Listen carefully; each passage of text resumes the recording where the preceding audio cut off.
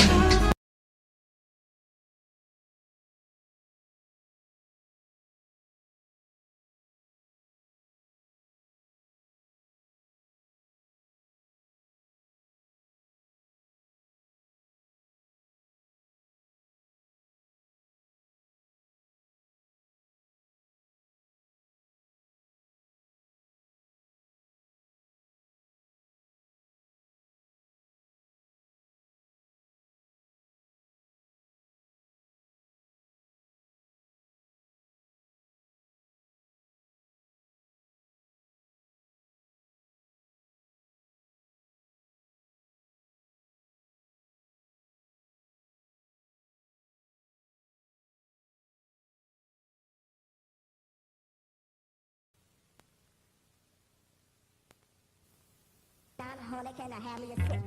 Honey, can I have me a sip? Honey, can I have me a sip? Honey, can I have me a sip?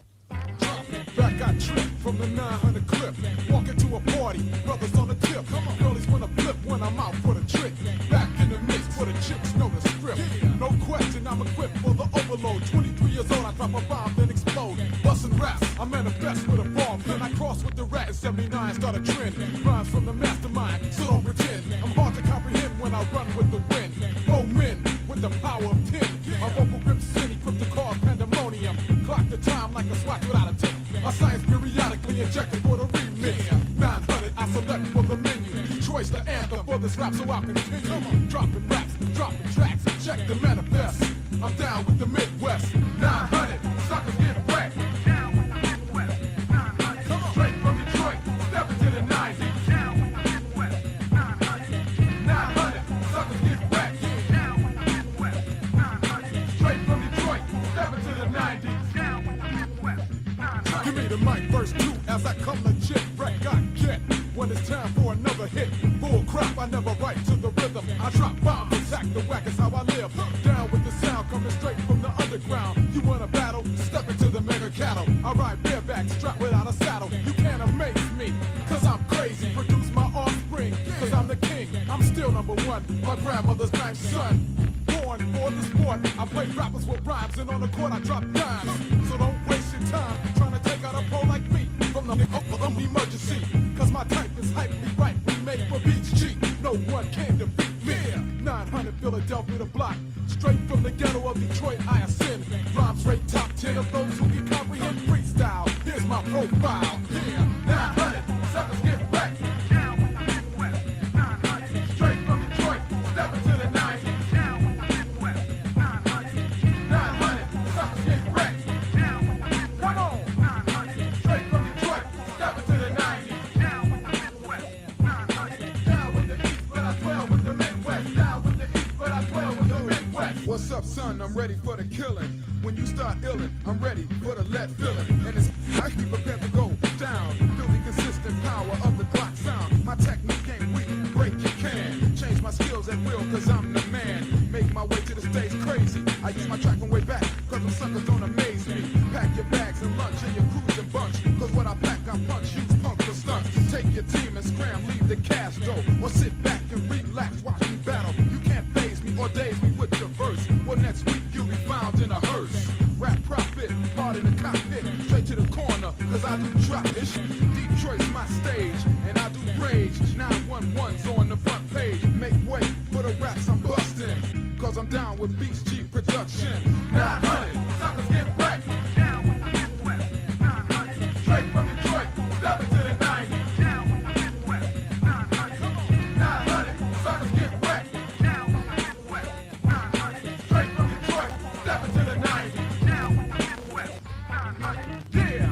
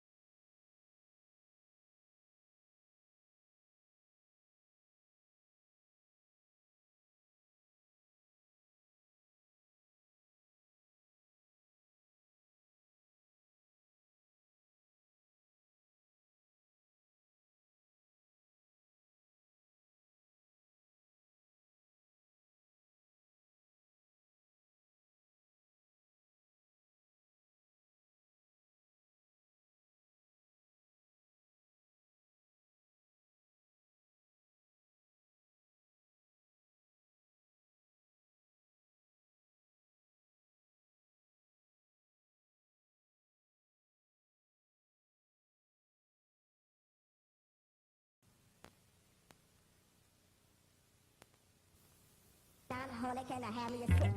Honey, can I have me a sip? Honey, can I have me a sip? Honey, can I have me a sip? Back I trip from the 900 clip.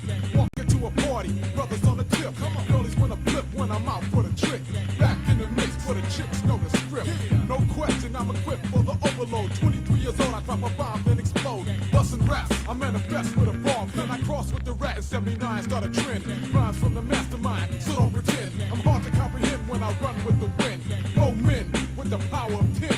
My vocal grip city, put the cause pandemonium. Clock the time like a swatch without a tip. My science periodically injected for the remix. 900, I select for the menu. Choice the anthem for this rap, so I'll continue. Come on, dropping raps, dropping tracks, check the manifest.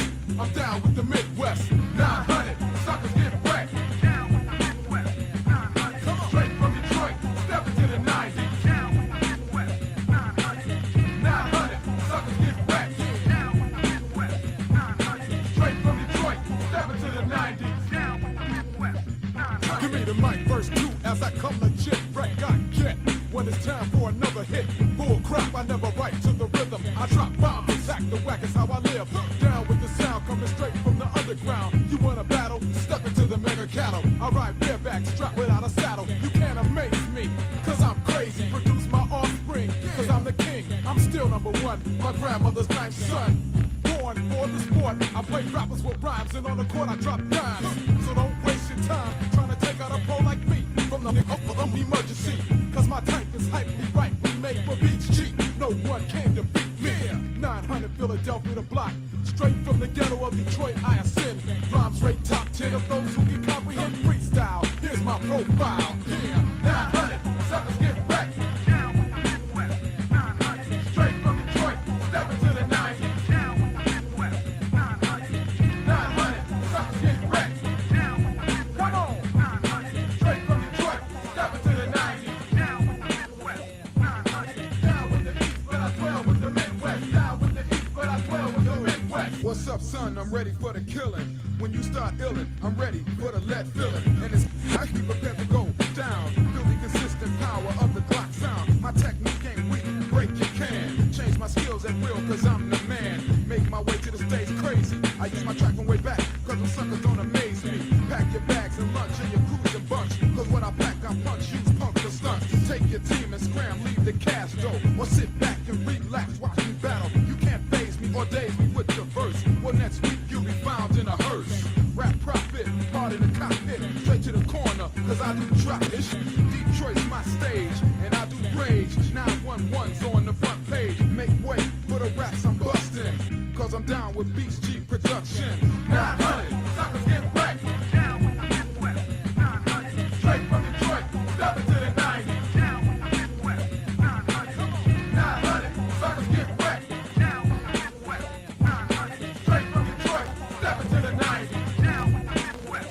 900. Yeah.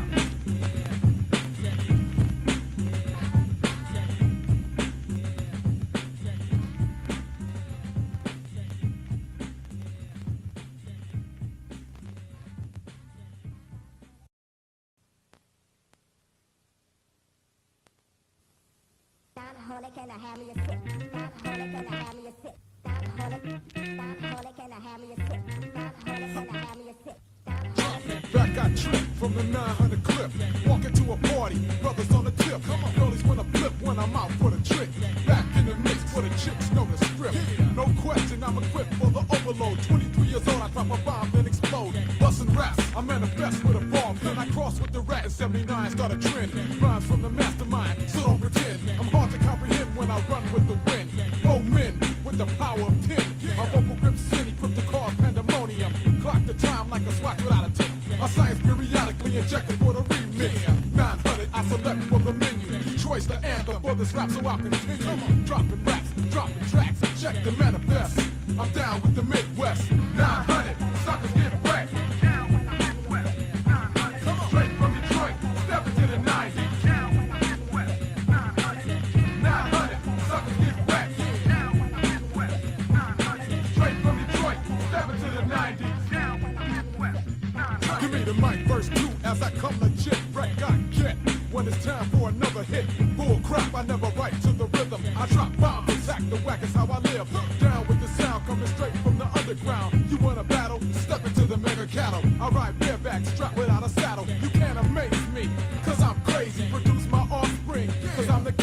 I'm still number one, my grandmother's ninth son.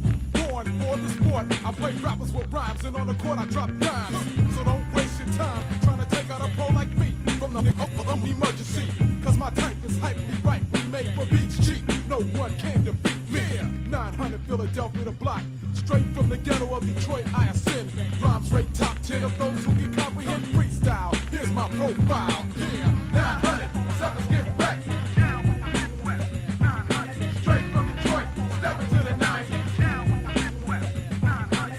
900, suckers get wrecked. Come on. Straight from Detroit, stepping to the 90s. Down with the east, but I dwell with the Midwest. Down with the east, but I dwell with the Midwest. What's up, son? I'm ready for the killing. When you start illin', I'm ready for the lead filling. And it's I be prepared to go down. Feel the consistent power of the Glock sound. My technique ain't weak, break your can. Change my skills at will, cause I'm the man. Make my way to the stage crazy. I use my track from way back, cause them suckers don't amaze me. Pack your bags and lunch and your cruising bunch. Cause when I pack, I punch, use pump for stunts. Take your team and scram, leave the cash dough. Or sit back and relax, watch me battle. You can't phase me or daze me with your verse. Well, next week you'll be found in a hearse. Rap profit, hard in the cockpit, straight to the corner, cause I do drop-ish. Detroit's my stage, and I do rage. 911's on the front page. Make way for the raps I'm busting, cause I'm down with Beats G production. 900, suckers get wrecked. Straight from Detroit, stepping to the 90s. 900, suckers get wrecked. Straight from Detroit, stepping to the 90s. Yeah.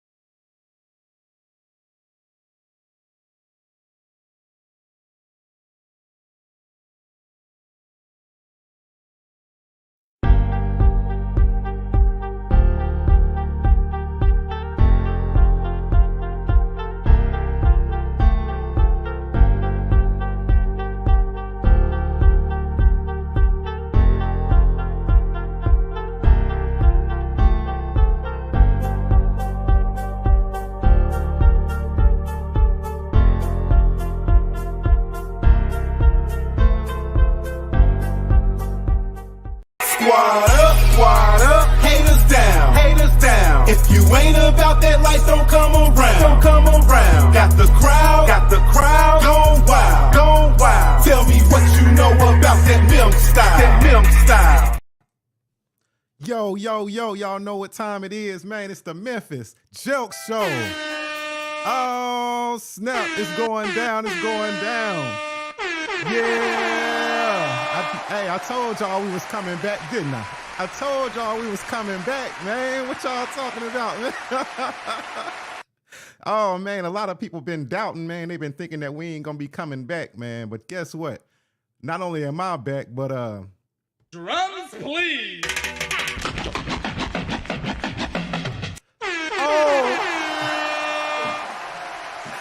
Oh, in the building.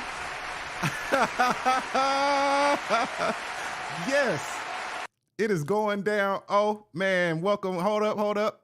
Yeah, I think you got yourself on mute. Oh, We you back, gotta take man. My yourself bad. up. We I had back. myself on mute, man. We back again. Oh, We back, man. Listen, we here every week. Whether it's one person or two people, we here every week, baby. yes. Yo, I'm loving it. I'm loving it, listen. man. Man, we had a great show last week, man. Great show. Great show. Definitely. I mean, it was about 3 hours long, but you know, great But when show. you man. when you got off, we still kept going another hour. So see Man, I know, because I got back when I hopped out the shower. I got back on. I said, "Man, they still going." I said, "Man, they must really have a lot to talk about." Oh man, shout out to C-Doc, man. C-Doc is on the Memphis Jelks show, Guinness Book of World Records for the longest show.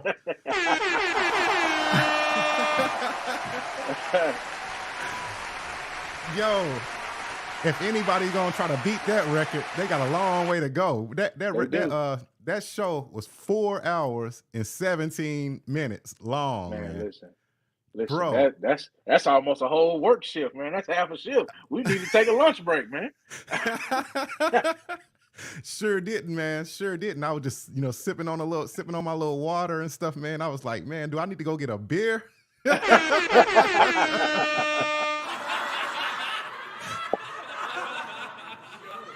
Hey, it was serious. It was starting to get serious. I started to go down there, get me a beer, and come back, man. And we might as well just do an all-night show, man. Go ahead and since we going for the record, let's go on and do an overnight show. Yeah, man. Well, listen, man. When you have good conversation, good guests, good people, man, it can be like that, man. Sometimes you just get to talking, the next thing you know, you look up, man. It's 3 hours later. So I don't think it was a bad show, but I did hear some new stuff being broken last week. I heard Memphis Jelks is working on a new album. Yes.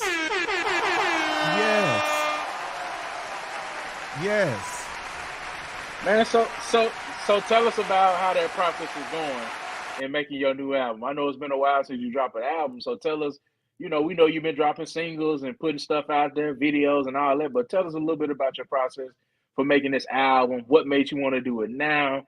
You know what I'm saying? What was your motivation, man? We just kind of want to know a little bit about that, man, since it's been a while since we heard an album from you. For sure, man. I appreciate that. Oh, man. So it's been a while since I put together a body of work, like, an album, because, I've been doing singles because I feel like people's attention spans are getting a little bit lower. But then recently I just been thinking, man, you know what I'm saying? Like with the label that I'm with and stuff, like we're able to distribute vinyl, CDs, physical format stuff, tapes and stuff. So that kind of made me want to go ahead and get back to my original work like schedule or original plan, which was to release albums. You know what I'm saying? So I decided, man, hey, instead of just doing a single this time, man, it's 2023, man. You know what I'm saying? We've been through a lot, the pandemic, all that stuff we done been through, man. I feel like I got a lot to say, and a single ain't gonna get it. Oh, nah, that ain't gonna do it, man. So my strategy is like, I'm gonna produce a few songs on the album, but okay. I'm gonna reach out to several producers that I've been meeting over the years and stuff. People like shout out to Curtis D. We got Tony Bone over there in Covington. He doing his thing. My brother Q Ball. I'm gonna Nick West. Hey, Nick West is killing them too right now. Nick West killing them. Yeah, if y'all don't got that Henry album that Nick West just released, man, y'all go pick it up. It's at all stores. It's streaming on any online platform. You know what I'm saying? Shout out to Nick West. Definitely got to get some production from him. As a matter of fact, the last album that I came out with, he produced about 4 or 5 of the songs on that one. So definitely got to get him back, Okay. back in the lab. But the motivation behind it, though, man, is just that, man. I just feel like I've always been the type of artist who tries to bring light to the world, and I feel like right now the world could use as much light as it possibly can get, bro. For real, Yeah. like it's a little dark out here right now, a little bit Man, dark. I definitely think that, we could definitely use some light, some enlightenment, some excitement, man, some stuff that can get us motivated and make us feel good, man. So, I know last week C-Doc talked about, on y'all's label there's a specific type of genre and a sound, not necessarily a genre, but there's a sound that they like from their artists that they have on the label. And so I'm just kind of curious, you don't have to share too much, but what type of sound are you looking for to have on it? Are you still trying to have that old school vibe beat to you, or you gonna kind of mesh and put it with the new stuff that's out now?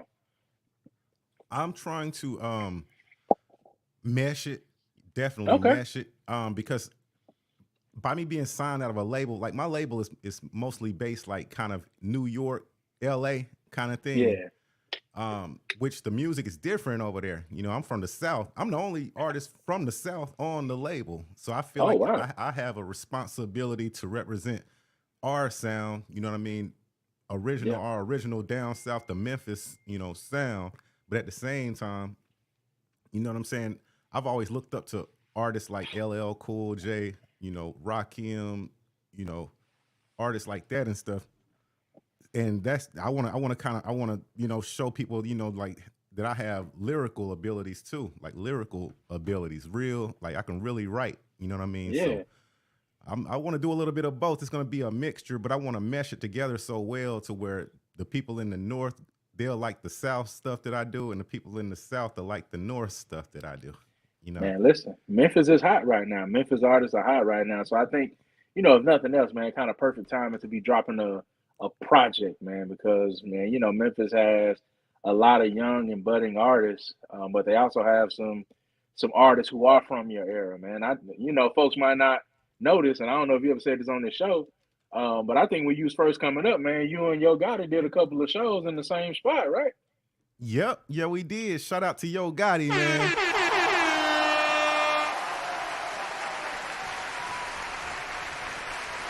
Shout out to Yo Gotti, man. Yeah, It was a real blessing to be able to meet, Yo Gotti on his way up and on my way up. yeah. We were in Ripley, Tennessee. We were at Keeley's. It's a club in Ripley called Keeley's. Shout out to Mark Keeley too. I got to get him on the show too. If y'all holler at Keeley, man, let him know Memphis trying to get him on the Memphis Jelks show. But But yeah, yeah, man. man, yeah, that was a good experience, man. Gotti pulled up in like the yellow Prowler, man. That thing was clean as I don't know what, man. We all youngsters trying to get it and stuff. We see somebody pulling up in this. That's back when them Prowlers was all that. You know what I'm saying? Yeah. we like, dude, man, this Joker right here, clean, boy. We couldn't wait to hear him rap. He had that song, if I hit your girl, then I'm gonna tell you about it. That was his hit right there. Yeah, And he cut up. yeah. Man. Shout out to PLP. They performed that night. That's a group from my hometown. They dope as I don't know what. And we had a blast. We had a good time, man. So shout out to Yo Gotti, man.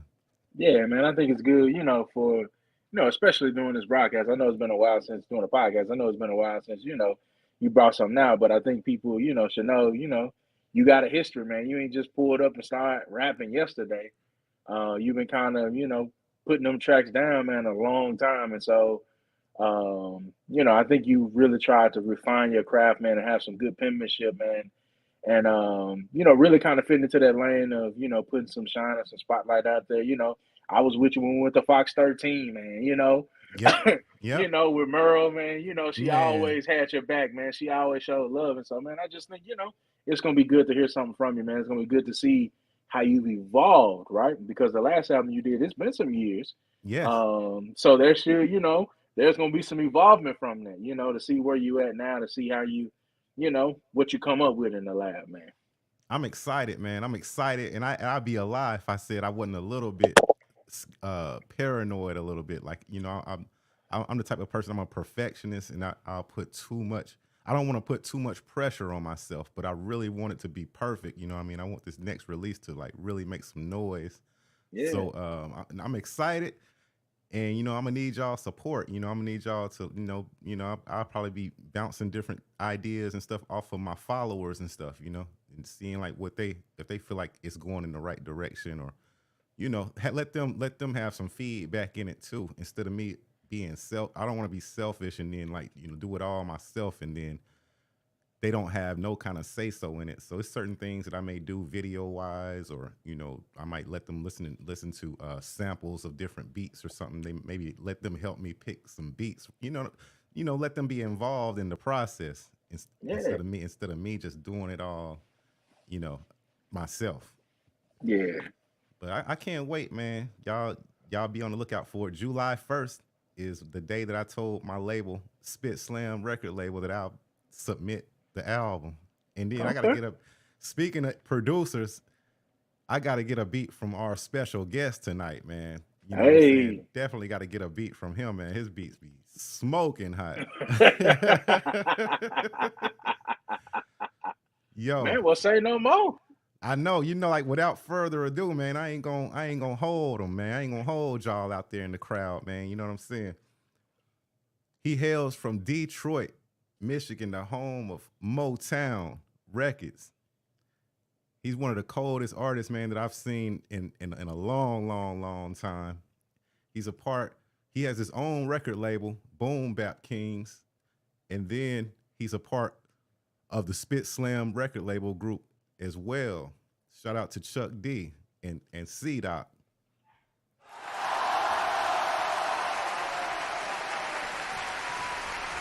So it is a blessing. It is a blessing and an honor to introduce to you guys Antlive. Welcome to the show. Yo, what's up? Welcome to the show, Antlive. Peace, Yo. Can you hear me? Yes, sir. Peace. Thank you for having me, Memphis Jelks. It's a pleasure and an honor to be on your show, my man. I guess I don't need these earphones. I was having a little bit of technical difficulties with my phone, so I broke out the Mac computer, streaming this through the computer. So is my vocals coming in okay for you guys? Yes, yeah, we can hear you good and clear. And thanks for coming on the show, man. I know you're a busy person, man. Every time I see you, you're working, you're doing, positive moves, making big moves also. You know what I'm saying? No doubt, man. I appreciate that love. Any love I can get, man, is always appreciated. Always appreciated. I've been watching you since I've been with Chuck. Come into the fold and do your thing and hold Memphis down in such a positive way and such a positive energy, man. It's an honor to be on your show. So thank you for having me. You too, brother. You know what I'm saying? Thank you, bro. Appreciate you guys. Thank you, bro. It's an honor for us also, bro. Yeah.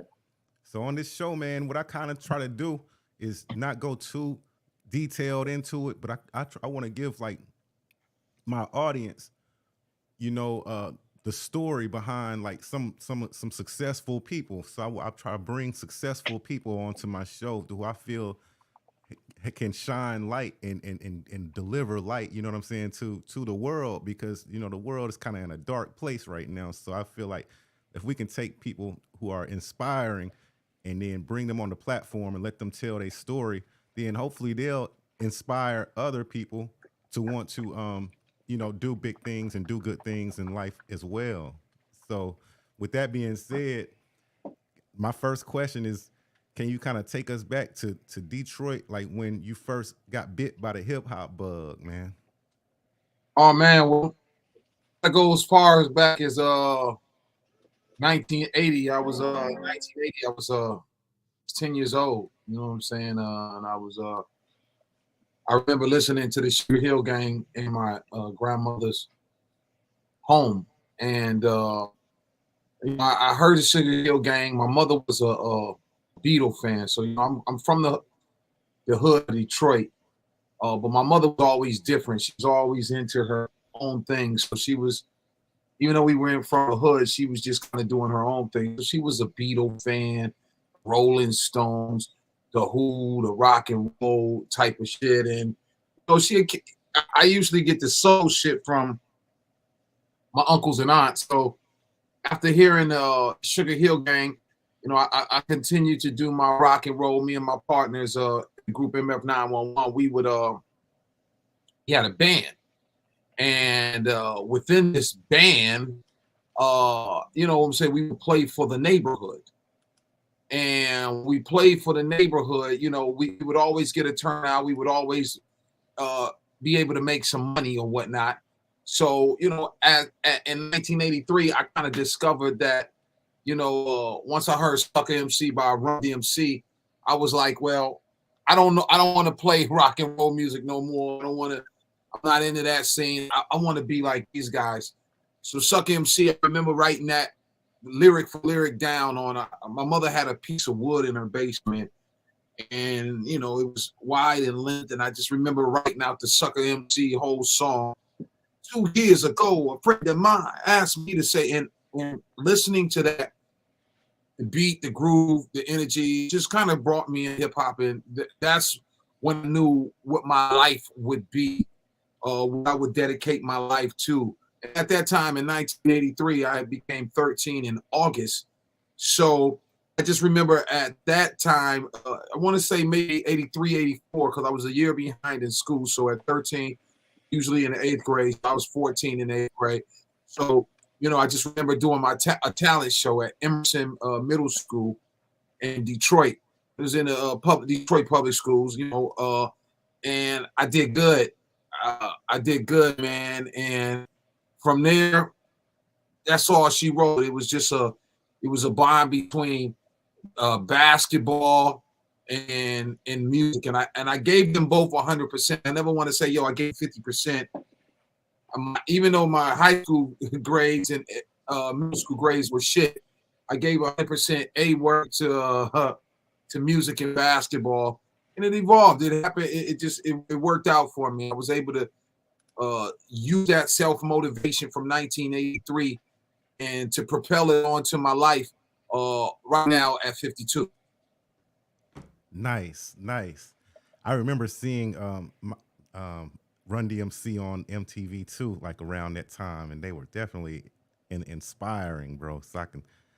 But at that point, I didn't know that I wanted to be an artist at that point, but I knew that, that's right, man, I was in love with that, with just what they were doing, just overall. So I can definitely see where you could go from the Sugar Hill Gang, and then hear Run DMC, and then get it, man.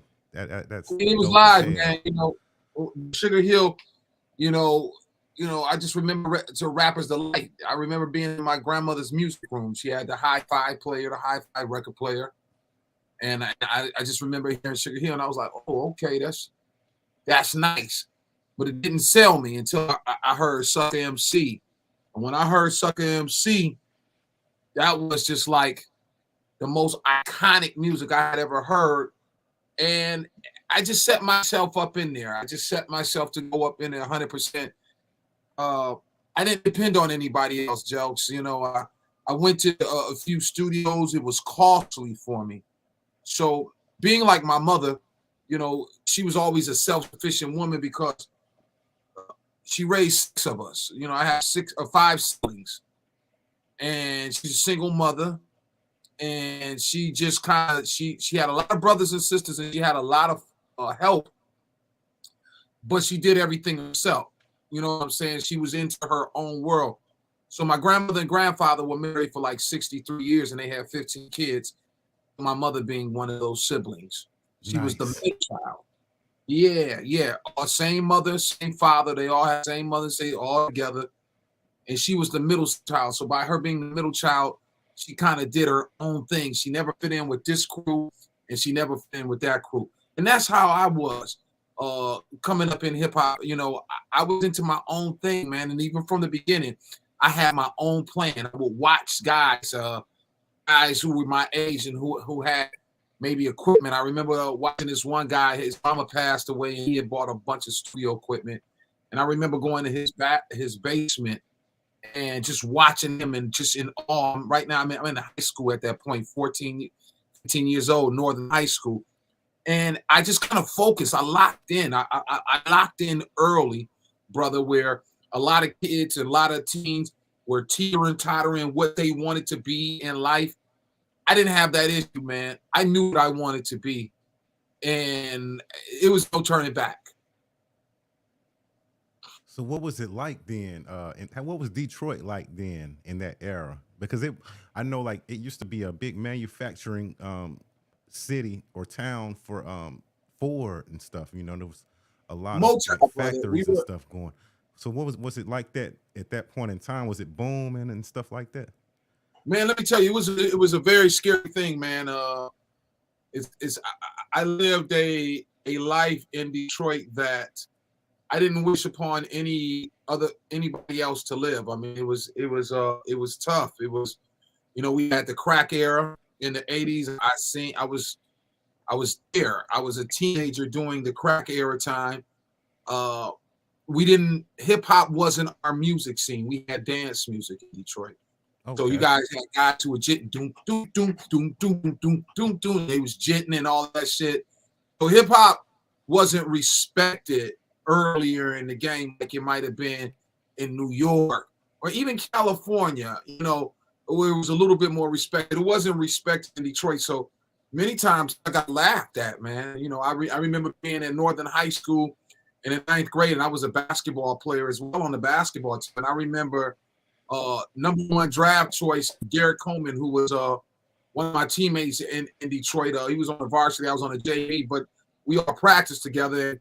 I remember them guys would be laughing at me like, hip hop, you a rapper, da da da da. So it wasn't like when you got into the 90s and 2000, like it was accepted. This is what you did. This is what you were trying to do. I did it early in the game, and a lot of times, man, I got laughed at. So it will fuck with my confidence, but I'm so into my own world as a person, like my mom, that none of that shit affected me. I knew what my goal was, and though I may have had issues telling you or sharing with you that I'm a rapper, aspiring rapper, because you might laugh at me, I still went forward with my goals. And I guess that's a tribute to me because, shit, I'm 52 years old and a grandfather. I'm still rocking. So, you know, definitely. Man, you know, I really want to share this to some of my fans. I don't know how to share this. I can see the main screen and everything, but I don't want nobody to do this. You may be able to go on like you can go on your phone probably and then go to like my Facebook page and then share it to your Facebook page, and then you can go to YouTube and then share it to like your Twitter. I'm gonna share it from your page. I'm gonna actually go to your page. Yes, sir. Okay. I appreciate you. Thank you for that. Continue on, brother. Okay. Yep. So I've always been a fan of Detroit hip hop, man. Detroit, it seems like to me there's like what you do is kind of different from what some of the artists that I've been blessed to be able to hear from Detroit. Like, oh yeah, I tell a lot of people that like one of my favorite rappers from Detroit is Blade Icewood. Do you know who he is? Yeah. And I know that's a totally different kind of it's hip hop, but it's, you know, it's a difference to me between hip hop and rap music. It seemed like he was making more like rap music.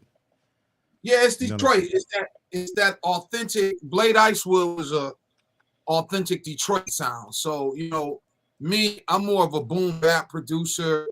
I came up in the early days with Jay Dilla and RJ Rice and guys of that nature. So I just didn't. I wasn't into the Detroit sound. We had rappers like Awesome Dre.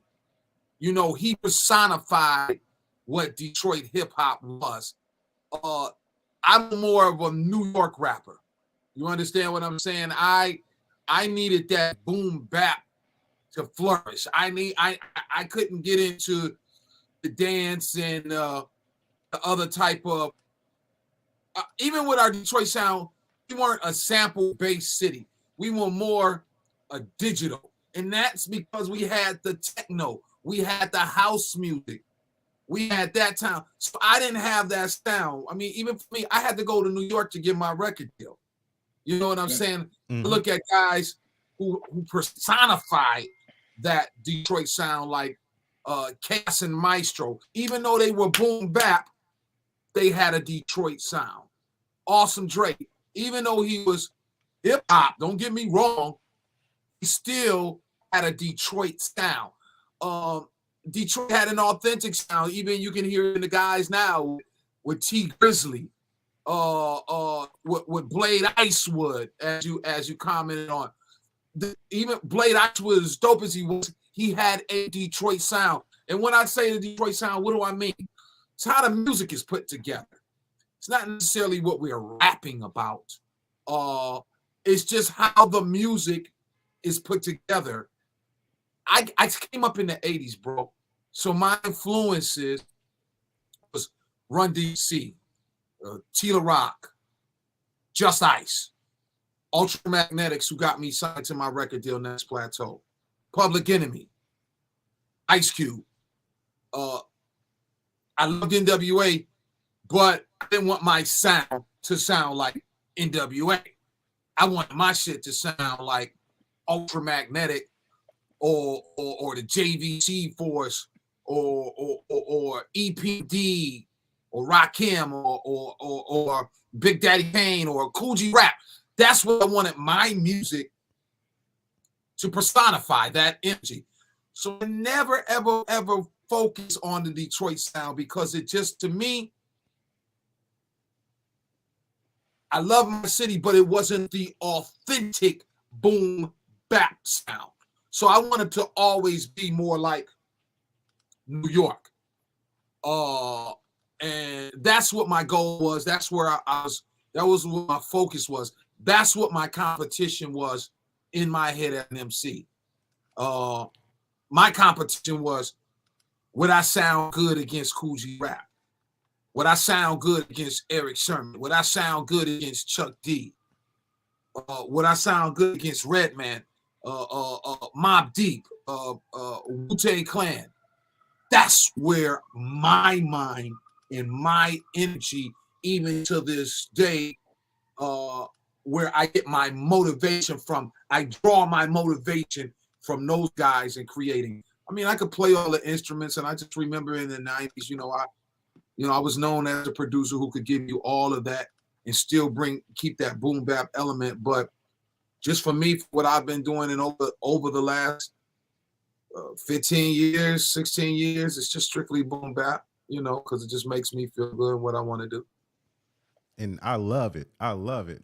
And you're like, you've embodied that sound. And not only that, you've like surpassed that sound. Like you would sound like super cold, like with any one of those artists, if not better. Because I like the way that you blending them samples and stuff together in your beats and stuff, and like you got that sound. You got the sound that's authentic, but then it still sounds like you're talking about things that we can relate to today. You know what I mean? Like you're keeping it current. That which is cold is I don't know what, to be able to take that sound and be like and keep it current. To battle, or not battle, but to rival, today's sound or what the mainstream, I guess, deem as today's sound. You know, but I study the young boys. You're killing it. You're killing that stuff. Yeah. You know, Jelks, I study the young boys. You understand what I'm saying? Mm-hmm. I keep me a young boy around me. And what I mean by that is when I go do these tours and I promote these shows, I always keep me a young hot cat around me because he motivates me. Recently, I went to High Wycombe, England. Actually, a week ago, I just got back from doing a show in Paris at a coffee shop, and in High Wycombe at coffee shop, Tone's Coffee Shop in High Wycombe was the last show. And I brought my young dog with me, John Jiggs. He's from New York, Roosevelt, New York. I probably got about 15 years on him or so. He's boom bap. He's authentic. He's young. He got the fresh ideas. He got that sound. He's in my lane. He's in my arena. He's in my genre of hip hop. So I keep guys like that. I keep them young boys with me so I can be inspired. Dope. That's what I want to do. You know, the older cats, the older guys ain't doing it like I'm doing it. Nope, you understand? They're not still current. I've never had a hit single. I've produced for Ghostface, and I've produced for Public Enemy, and I've produced for the who's who in hip hop. But I've never had a hit single as an artist, as a rapper. Even though I was signed to Next Plateau Polygram Records and my single 900 and my album was put out around the world, I still never had a hit single that I can go in any city or household from state to state and everybody's going to know that song. So my plight is a little bit different and my struggle is a little bit different. So that's why I got to kind of stay grounded to these young cats, how they coming off. So when I go perform these shows, like I did in High Wycombe, and I brought John Jiggs, he opened the show for me, and this young cat came out there, he was standing, he stood in one place, and with the perfect breath control, he commanded the whole crowd, and this shit, he didn't move to this side, he didn't move to that side, he just stayed in one spot. He was humping on that motherfucking mic, man, and it was beautiful to me. So, like, I had to come behind him, and I'm a former college basketball player, and I still ball, so I'm competitive. So you know, I needed that challenge. You feel what I'm saying, my man? I'm like, yo, man. I was like, man, you go, and then I'm on the Rizecast. I followed up with Rizecast, and when this John Jiggs came, I knew he was gonna come with it. That's why I kind of selected him out of all the artists that I follow and everything. I kind of built with him because I was like, okay, his stage presence is going to be a challenge for me, and it was. But then when I came out there, I got into my Antlive energy, and I'm all over the place, and I'm trying to move and as well as maintain my breath control, because when you do a live show, we don't rap to our lyrics, we rap to the instrumental, because you're paying for a live show and you want to hear me. So my ideal is to make my live show sound as much like the record as possible. That's your ultimate live show. So it takes breath control. It takes a lot of energy. So when you're doing that and you're moving and you're grooving, it's a hard thing. But that's what it's about, just kind of keep inspired by and motivated by these younger cats who's doing it, and to be able to further what I'm doing. So yeah, that's my meaning behind that, brother. That's what's up, man. We got a comment from Lee Cruz, Lily the Goddess. She said, "Salute music, fam." She said you have great influences, and then she said, "Thank you so much for sharing your experience with us." Oh, and I thank you, Lee. I appreciate that. It's one love to you. You know, I've been doing this for a long time. I was discovered by Chuck D when I was 17 years old, and I waited backstage out of Joe Louis Arena to watch the Bring the Noise tour. It was with Ice-T and NWA, Public Enemy. And I just remember I waited backstage, and back then they didn't have social media. We had at the time press conferences after the show. So I snuck backstage, got into the press conference, met Griff. Griff in turn introduced me to Chuck, and the rest is history. He followed us. He helped me with my career in the sense of putting me in situations, naming the name of my group. Very inspirational. And, years later, obviously, what I've done is paying off because I toured the world with Chuck. I've been around the world with Chuck multiple times, do business with him. I do business with the greats. And I just got that passion in me to, like I say in the songs, even legends pay for my service. You understand what I'm saying? So I take a lot of pride in that, man. I feel like I'm just as good as any artist out here. I'm just as good as a Chuck D. I'm just as good as a Red Man. But in my own lane. You understand what I'm saying? They articulate their things. They keep me inspired. And I don't look down on nothing I do. My confidence is to the roof, bro. And I go toe to toe with anybody. And I don't mean that it's such of a battle, a word for word battle. I'm just talking about in personifying this hip hop movement and creative movement that people love and that we inspire the world with. Yes, sir. That's what's up, man. I totally understand. That's real as I don't know what, man. Because you still have the competitiveness from basketball. You know what I'm saying? Because I see you play a lot of basketball. I be seeing you online. You be hoping on that jump, man. You know what I'm saying? I like the way that you got the goal set up to where the ball, like when you shoot it, the ball, it'll make the ball come back to you. If I had that coming up, man, I would be man. I was already a good 3-point shooter. I used to call myself Reggie Miller. I was the Reggie Miller of the team. Because you get me on your team, I'm shooting none but trays. I was Steph Curry before Steph Curry. In Memphis, so it's a lot of good ball players that come out of Memphis. You know what I'm saying? So I can't put nothing past you on that basketball talk, bro. Love on that, man. We guess who in the house, y'all? We got the world record holder for the longest show on the Memphis Jelks show, C-Doc.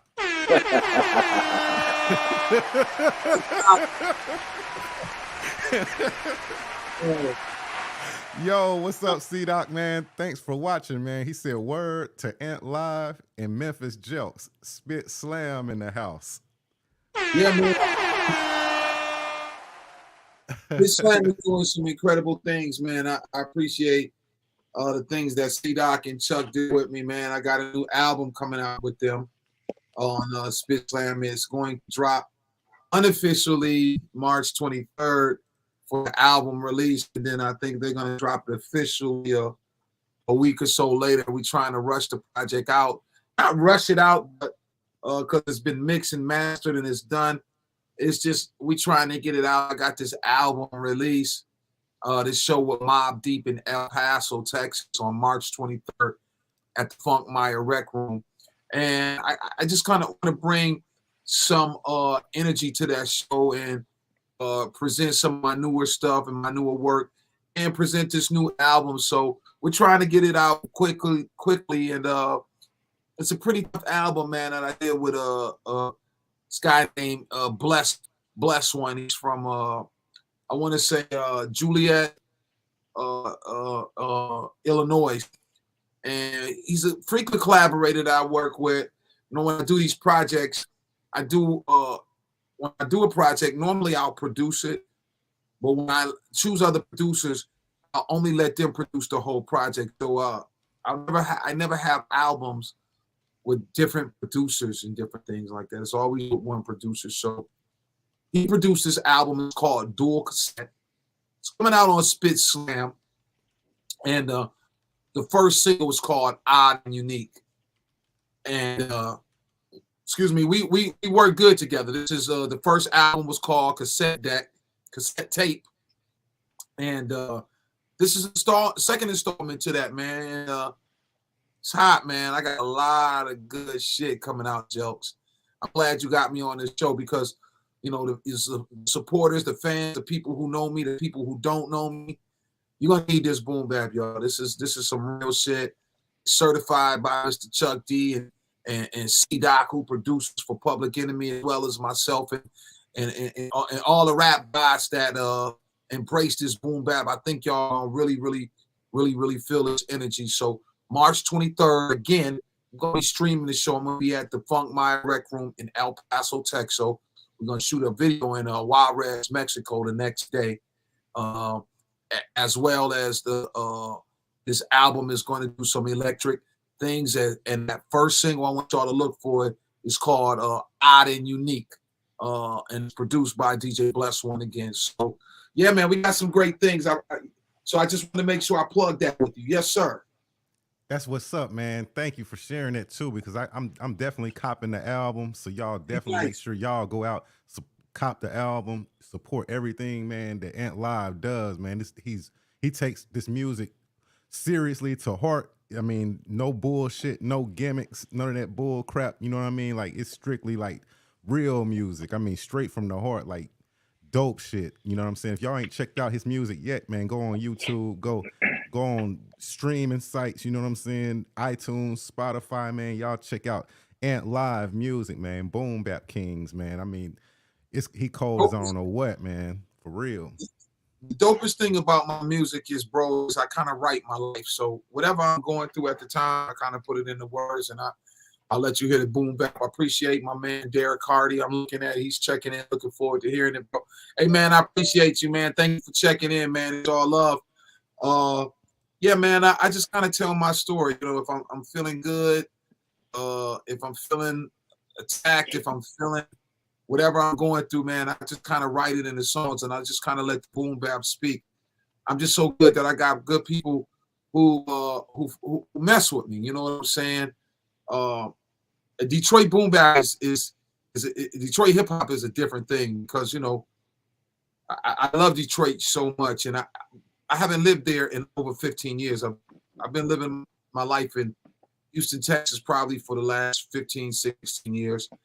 So, you know, I just try to be a part of Detroit hip hop any way that I can be from long distance. And obviously I do some good because I stay in everybody's mouth. I stay relevant.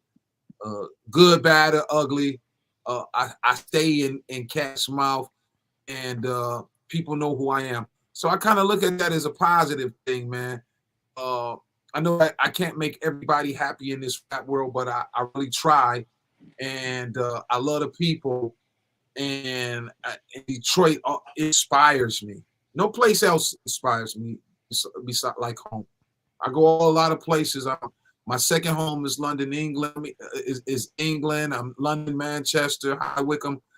I move around there a lot, but Detroit just kind of gives me that energy I need to be as a man, as a creator, and I'm thankful for Detroit. So, you know, I got mad love for a lot of the rappers there, bro.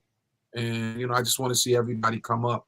I know Lee Cruz said if you had to choose between the money and the fame, which would you choose? And no regrets. Well, I can be honest with you, young lady. It would definitely be money and the fame. I really don't need fame. You understand what I'm saying? Because I'm going to do this hip hop shit no matter what. So rather I make money or not, it really doesn't make a difference to me. I'm educated. I got a couple college degrees. I work as well as hip hop. So it's just really not, you know, I don't care about no fame shit. I just want to rock. And I know that it takes money to rock. So I would have to choose the money. Because, you know, you only can be famous for so long. You know, it's different years in Detroit with my name, or around the globe when my name was popping, then that shit is gone. But that, you know, when you grind it, you're gonna make that money and you're gonna stay relevant. So you need money for the grind. So I would have to choose money. Go ahead, Jelks. Great answer, man. Great answer. Oh, you got some questions? Okay. Yeah, so for those who might not know what the boom bap is, can you kind of dig into that a little bit to give them a little taste or a little feel of when you say boom bap, what that means? Okay. So when rap came out in the 80s, I'm going to talk to y'all. So when rap came out in the 80s, cats was rhyming to original music, or they was just taking a whole loop, and it was just whatever the groove was. So the hip hop, the hip it to the hip hop, whatever the groove was, right? But when I signed my record deal in 1992 with Next Plateau, right? My mind state was caught up in the hip hop of the 80s, which had a different cadence, a different sort of rhythm to it. When we talk about the boom bap, the boom bap is just not about what you're talking about lyrically. It's what your sound and your music personifies and says and feel, right? You've got all types of genre of rap, bro.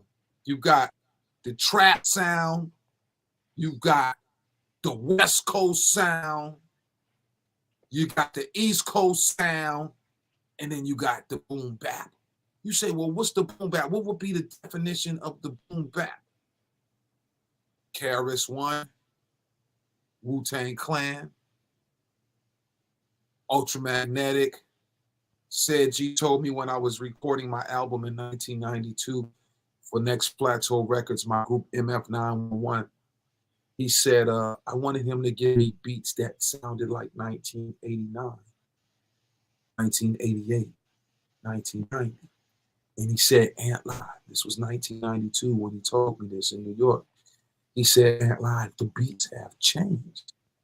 He said, Cats is not dealing with the kicks and snares moving so fast and all around.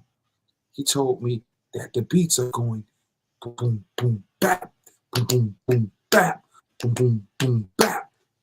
And I was like, I didn't get it then, right? But as hip hop evolved, when I dropped my album and I wasn't having all of the boom, boom, bap I need, I was like, oh, in 93, my album dropped October 9th, 1993. Salt and Pepper released Shoot. My label released us, Idol of Blood Sport. We was on the same label as Salt and Pepper. They didn't have that boom bap, but we were trying to personify that sound. So after my album dropped, we didn't have a bunch of record sales, but we was all over the world. People knew me all over the world, from England to Europe, because my distributor was London Polygram Records. Hindsight is 2020, as they say, but I'll grab that later on, because I know once the internet era came, then I knew what I had from the past. But as we relate and we talk about the sound, boom, boom, bap is just the essence. It's the feel. It's how you coming off on that beat. It's the cadence. It's the griminess and the original concept of what an underground sound would sound like. A Big Daddy Kane, a Cool G Rap, a Tribe Called Quest. Those are personification of the original boom boom bap sound. KRS-One, he had an album called Return to the Boom Bap. I think that album came out in 93 or 94. And when he came out with that album called Return to the Boom Bap, it gave you the lecture, it gave you the blueprint, it gave you the understanding what the boom boom boom bap, boom boom boom bap is. Yes, sir. Yes, Yeah. sir. So talk a little bit about, because I know you said you hadn't had the hit yet, but you stay honed in on your craft, you stay honed in on your sound. Talk about how, how you dedicated yourself to stay true to who you were.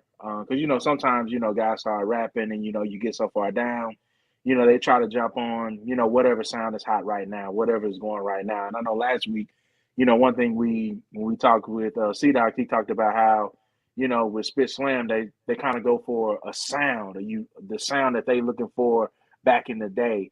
And it's not necessarily trying to find the latest and greatest thing, but finding something that fits what they're looking for. So can you talk a little bit about how you kind of stayed to that boom bap and stayed true to your sound and to your voice, despite, kind of not having that hit single out there, but still pushing forward, and if it comes, it comes. If it doesn't, it doesn't. Because I'm sure there's some rappers out there who might be watching, who might be on this and be like, man, how can I stay locked in and go as long as you've gone and stay as current as you've stayed and be locked in and still performing at a high level? I don't know, man. I think for me, man, I just think I got some sort of addictive personality disorder or some shit.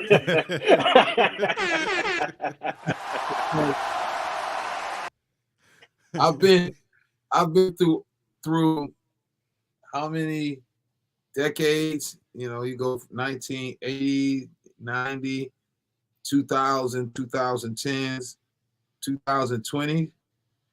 So, we said, well, damn, is that 5 decades? I was born in 70, so we got 80, 90s, 2000, 2010s, yeah, and we 2020. So, yeah, it's I know what I do good, right? I play basketball. I knew what my position was. I was a point guard. I like passing, but I was a scorer too.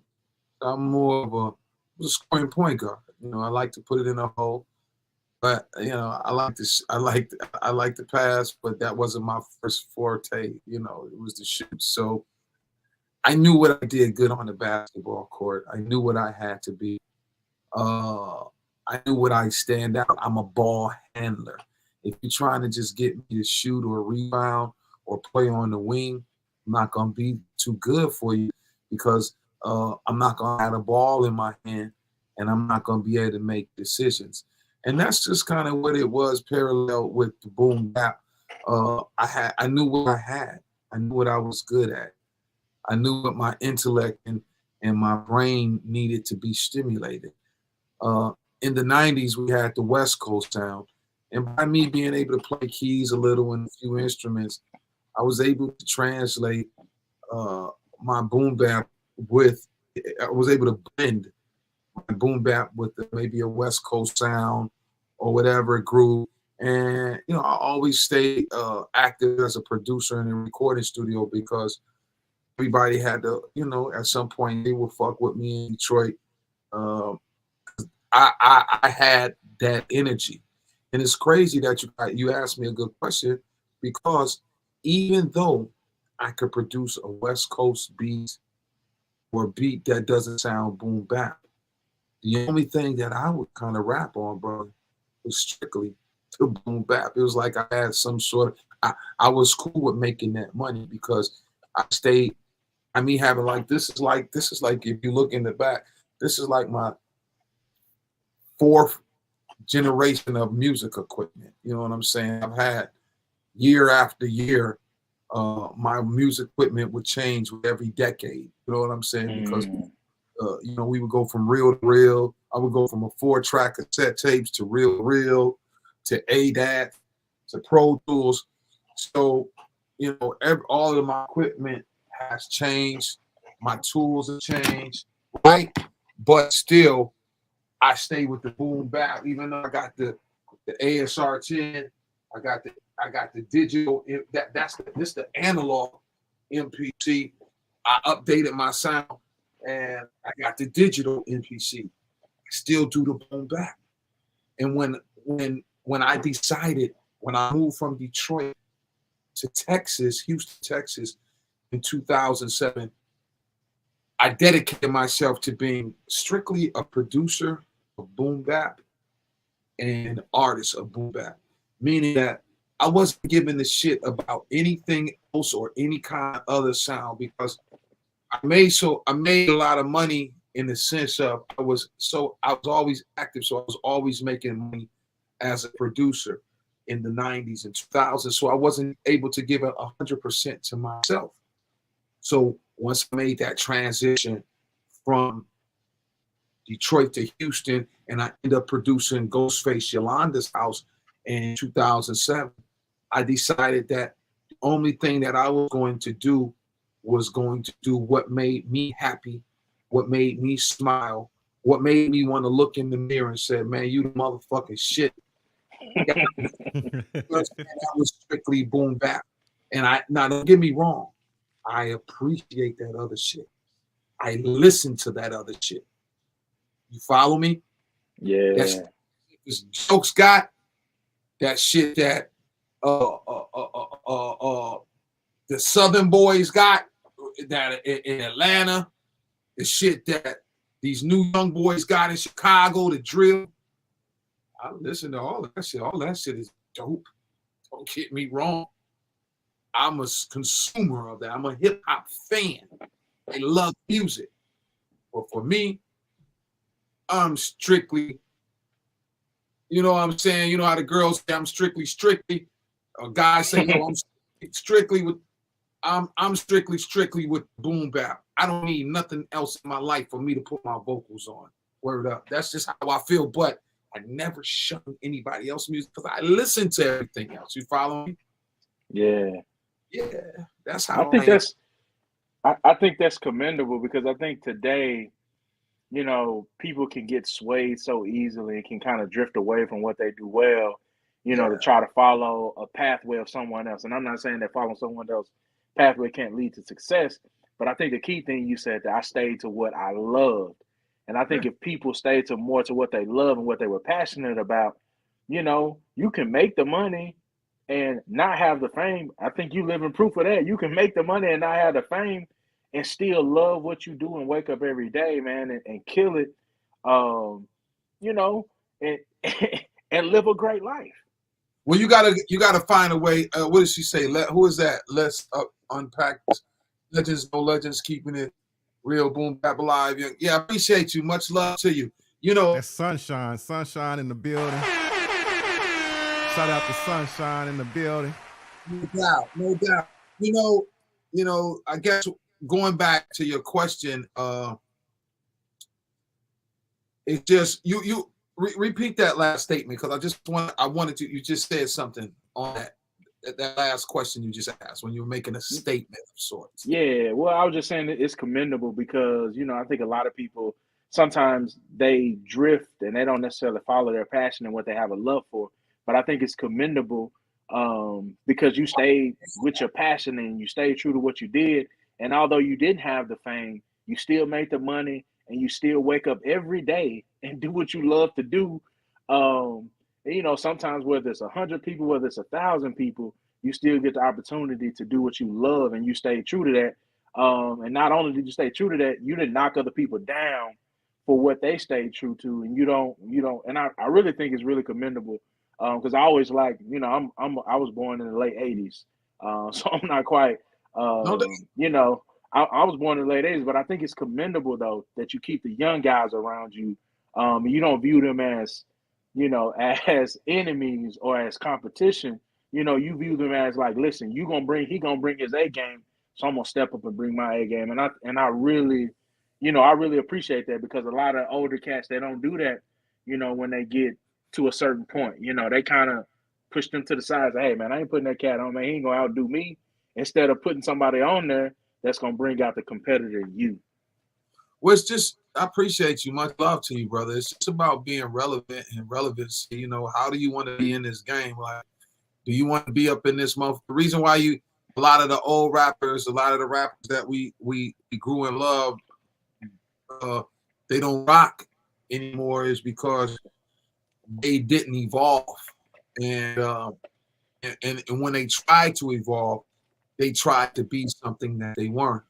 A lot of rappers, I used to hate when I would, especially in the 90s when I was buying albums and shit, and hip hop was really on the next level in the 90s where this craft, this art that we all love was just going to the next level.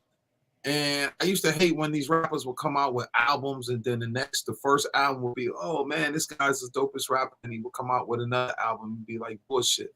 Like the nigga went from boom bap into pop.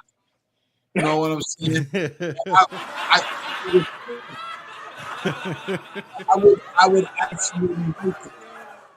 Well, in the 90s, I was trapped in a box because it was only certain rap, you know, like when Wu-Tang came out, Wu-Tang had 9 MCs and a bunch of affiliated groups.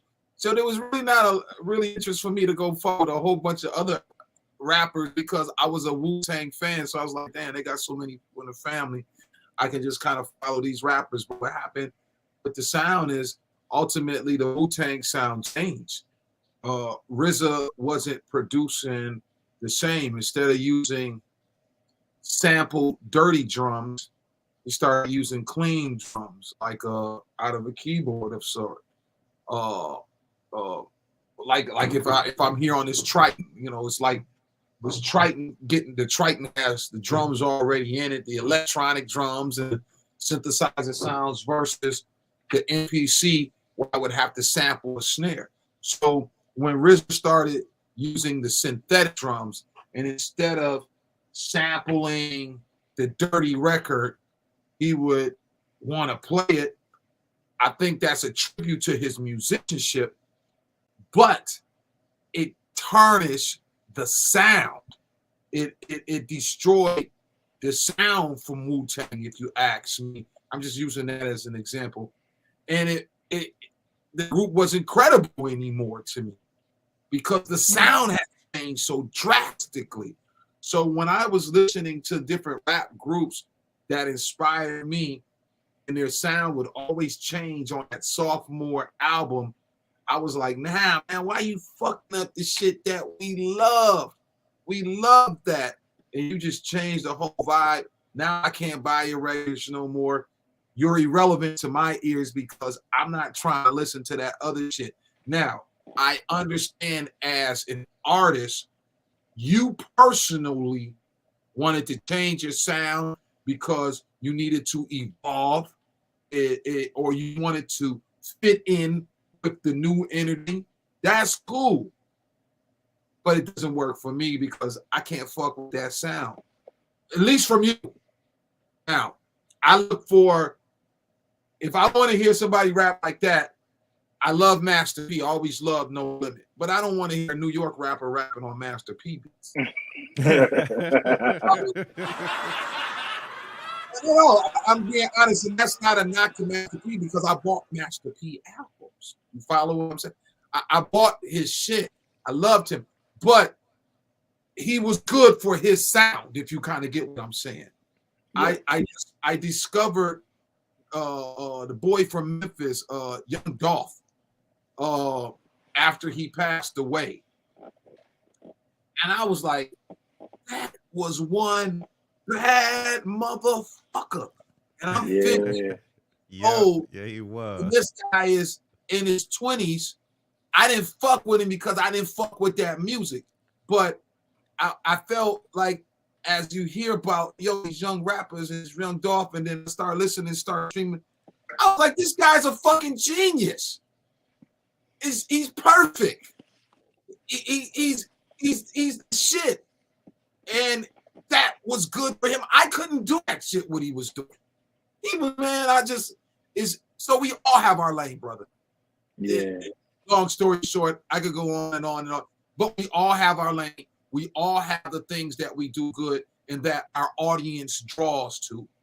I'll do that other shit, but I sound really dope on this shit. Because when they come in your ring, they're not gonna be able to fuck with you at doing what you do either. Oh man, I'll be ready to destroy a motherfucker because if you come to one of my hip hop shows, you know, I'm a show promoter and I book shows and I promote shows as well. And I just do what I know do. I do what I do good. I keep it into the kind of music that I know. I know boom bap, I know hip hop. So the artists that I book and I promote, hey, Memphis Jelks, I love your music. You want to come get on this boom bap shit? I got a show. I'm rocking out here. This is the type of energy that's gonna be good. Come rock your shit. Memphis Jelks is a dope ass rocker. So he ain't scared. He's gonna come rock his sound, his authentic sound on that boom bap shit and set it off. I don't expect Memphis Jelks to come say, yo, and let me do a bunch of boom bap songs, and that's not his thing. I want Memphis Jelks to come rock his sound, his authenticity. Authentic. Yeah, authenticity, is that the word? Something like that. I make words up all the time. But you follow what I'm saying? So we all kind of. I wouldn't try to step out of a line at his show. I would just try to be able to make my connection with his audience. You follow what I'm saying? Staying true to what I do. Yeah, that's real. Yes. That's real. So Lee I says, host a workshop on boom bap. Is that something? You know what? I would love to do that, man. You know, I'm an educator as it is. Lee Cruz. I'm a behavior specialist in Houston School District, and you know all the kids in the school.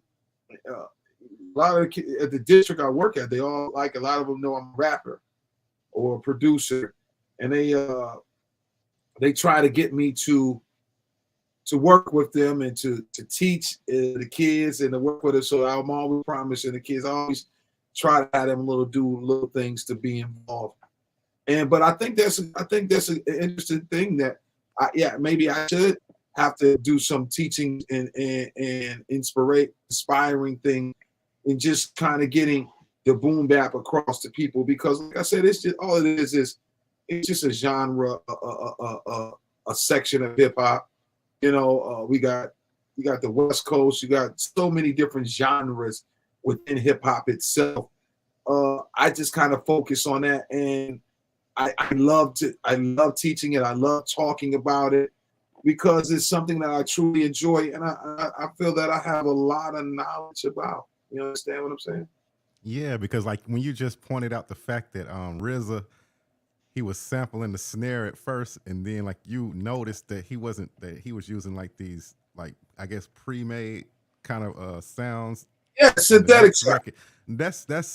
That's information, or that's attention to detail that a lot of people wouldn't even notice or wouldn't even know. You know what I'm saying? Like, so those kind of things like that. Yeah, man, I could definitely see you going to colleges and stuff and speaking to, you know, at Harvard and Yale and whatever college, all the HBCUs, man, and really be that advocate, man, for a boom bap, for real. You know, man, I just like I said, I started at the core of hip hop, and you know, New York just always was a certain energy for me. I just kind of watched the greats and got inspired by the greats, and it's just like I said, it's just the energy that I love. But you know, I just kind of like doing a lot of things. I do videos, like a lot of my videos I've done. I produce, editor, and you know, just I kind of do it in my way because I want to be able to tell my story. You know, this shit is about leaving a legacy of some sort. You know, when we leave here, you know, people, they're going to mourn for us for a little while, and life moves on. You know what I'm saying? It's going to be like, okay, well, he was here, okay, but that doesn't mean I have to stop, so I got to keep pushing on. So we just want to leave something positive for the children and the people of the next generation to inspire and to be able to give the lesson, a good lesson, like, yo, he did all of these things and he accomplished these things, and he only attained a certain level, but he still looked at that certain level in a great way, you know. And I like I said, I have the many hits as Chuck D had. I haven't been around the world as many times as Wu-Tang have, but you know, I've done what I've done in my lane and what God has blessed me to do at the level that he's blessed me to do it. So I don't take any shorts with it. I when I perform in front of 150 people like I did in High Wycombe, England a week ago in the stuffed packed ass coffee shop, I look at it the same as when I performed in front of 60,000 people 4 days in a row in Manchester, England at Etihad Soccer Stadium, coming to see Stone Roses and Public Enemy perform, where I'm opening for Public Enemy and part of the group and bringing out. So it all has the same energy to me. There's no drop off. I don't look at 150 any different than I look at 60,000. I got to give you energy and all of me because it may be the last time you see me. Not be able to get back to England, even though I'm there 2 or 3 times a year. This time I may not be able to have that opportunity. So I just think, like I said, I'm not a perfect man, but I'm a God-fearing man. So I just kind of thank God for the time that He's given me here and the people I'm able to move and to inspire, because that's all I'm trying to do, man. I'm just trying to inspire people.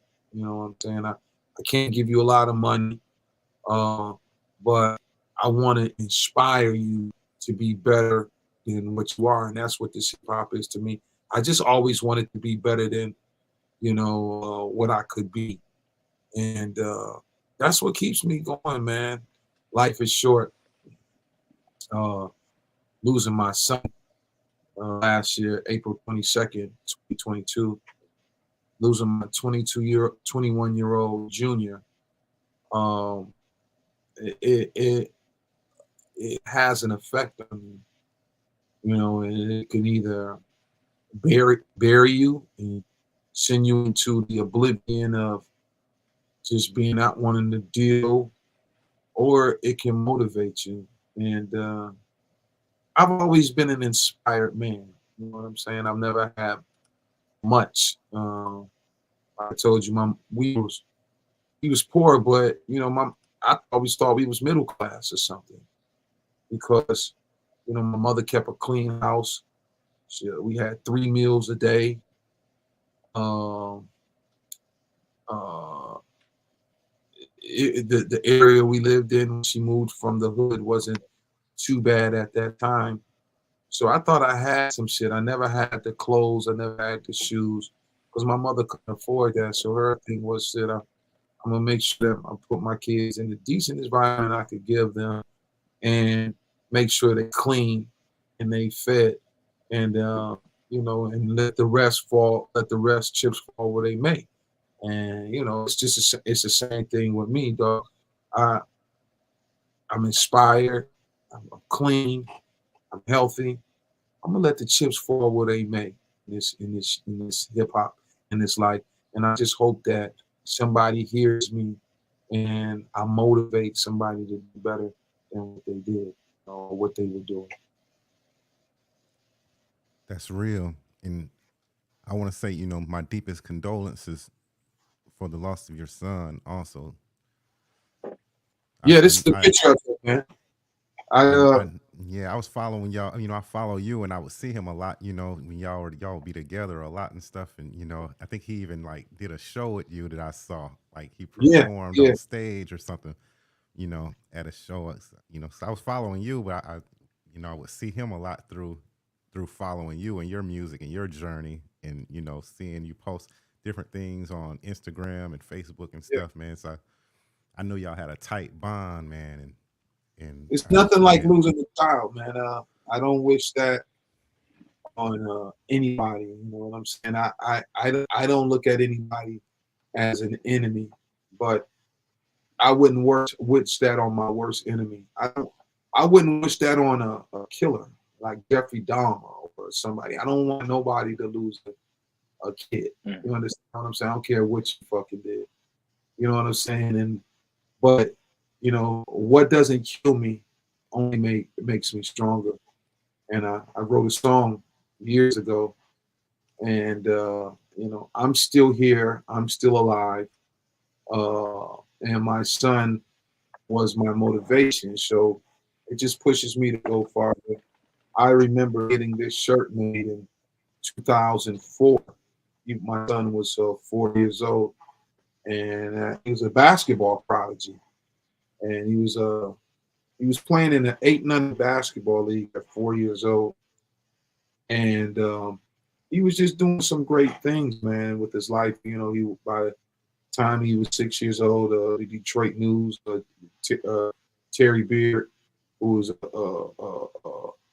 big, not Terry Foster, but Rob Beard, I think is his name. He was a big news guy in Detroit. He did an article on my son because he was just 6 years old, balling, tough, had games. So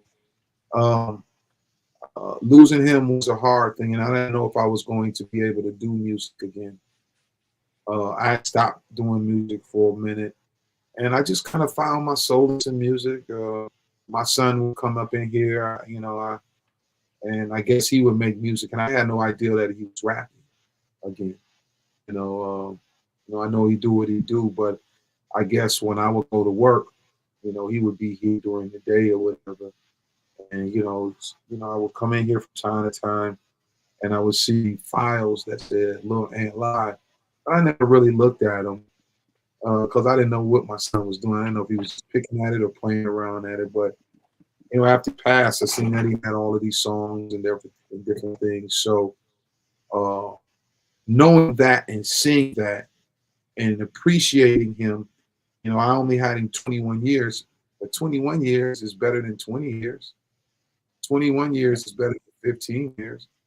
So I kind of look at things on a positive light like that, man. God is, we all have to pass through here, and we just got to use different things to be inspired. So I just kind of let him give me extra inspiration and to what I'm doing. And yeah, man, that's how I feel, man. I just try to wear a smile on my face, man. By no means I'm not perfect. I struggle through this every day. Like today was a hard day for me, but I got this hip hop. I got my wife. I got my family, and I still have people who need me. So I'm inspired to continue to create, to continue to create, so that my grandsons, my son at 21 years old had 2 kids, ages 1 and 2, and he left me some gems. It's like, he left out here quick, but he left me a lot of shit. He left me songs. He left me kids. He left me a lot of shit. So that inspires me. So anybody else going through any loss, and you feeling down, the only thing I can say is that life and death is part of the world, is part of being a person and human, and that you can persevere, you can do better, and you can get through these things and these obstacles. You know what I'm saying? God is good and life is good. I shared something with you, not to talk too long, but it was when I just did this show in High Wycombe. After the show performance, one of the fans, there were a few fans, but this one specific guy came up to me and he was like, man, I love the boom bap. That's why I came out to see you in Roscos. He said, man, but something about you. He was like, man, you got God in your music, man. And I was like, what? He was like, yeah, man. He said, I hear, I feel God within your music and your energy. And then it was another couple who prayed with me and my wife. He brought his 2 sons out to the show, and they knew the story because I go there. This is my second year performing there, so they know the year before in 2022, I made a song and I performed the song that I had wrote for my son while he was still alive.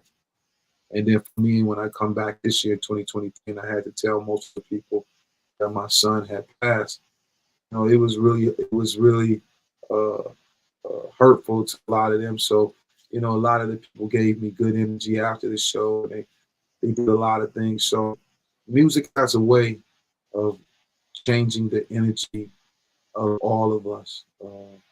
It has a way of making things that are bad good, and that's what I just utilize it for, brother. Yeah. You there? My I'm froze sorry. up. I was talking and I was on mute. My bad. I was saying that I said music is power. Music is Yeah, powerful. That's Yeah. why I tell a lot of people that you have a such thing called a magician. What does that person do? He does magic. You know what I mean? Like, yeah. so then you have technician. What does he do? He does technical kind of work. So then you have to add that ishin on the end, right? Musician. You know what I'm saying? It's a craft. It's a art form. It's like a, it's a way of life. It's a way of being. You're a music ishin. You know what I'm saying? it, Many it's years, it's a man. lot of power behind. It's a lot of power behind that music, man. You can use it for good. You can use it for bad. You can use it to make people happy, or you can use it to make people sad. Um, there's I people. used to make people happy, man. It's Mm-hmm. it's very important when I go rock these shows. You know, you would think, oh yeah, we coming to see the A list, but when they leave out of that motherfucker, they be coming to me and they be like, yo, live, you did your thing, man, and and that's what it is, man. I just kind of use it for power, tell my story, way for me to express myself. I've been doing this so long, man. I got a documentary that's coming out and I've been working on. I think they're working on trying to put it out this year. Chuck D is narrating it and producing. It's a Spit Slam product, and the idea is they want to either go to Tubi or Amazon or Netflix with it.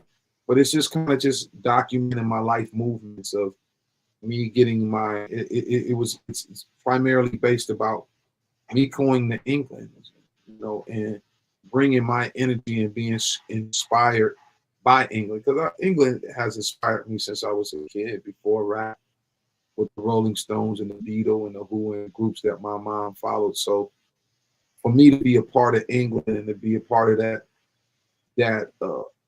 that energy, to me is probably one of the biggest things for me in the world, enjoyments in the world, because I go over there and rock.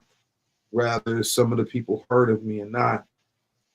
Um, they build with me afterwards, and I've got fans for life. And I could go to England right now, man. I wouldn't have to buy a hotel or anything, because I got people in every city who love me and who want to see me rock, want to see me do it.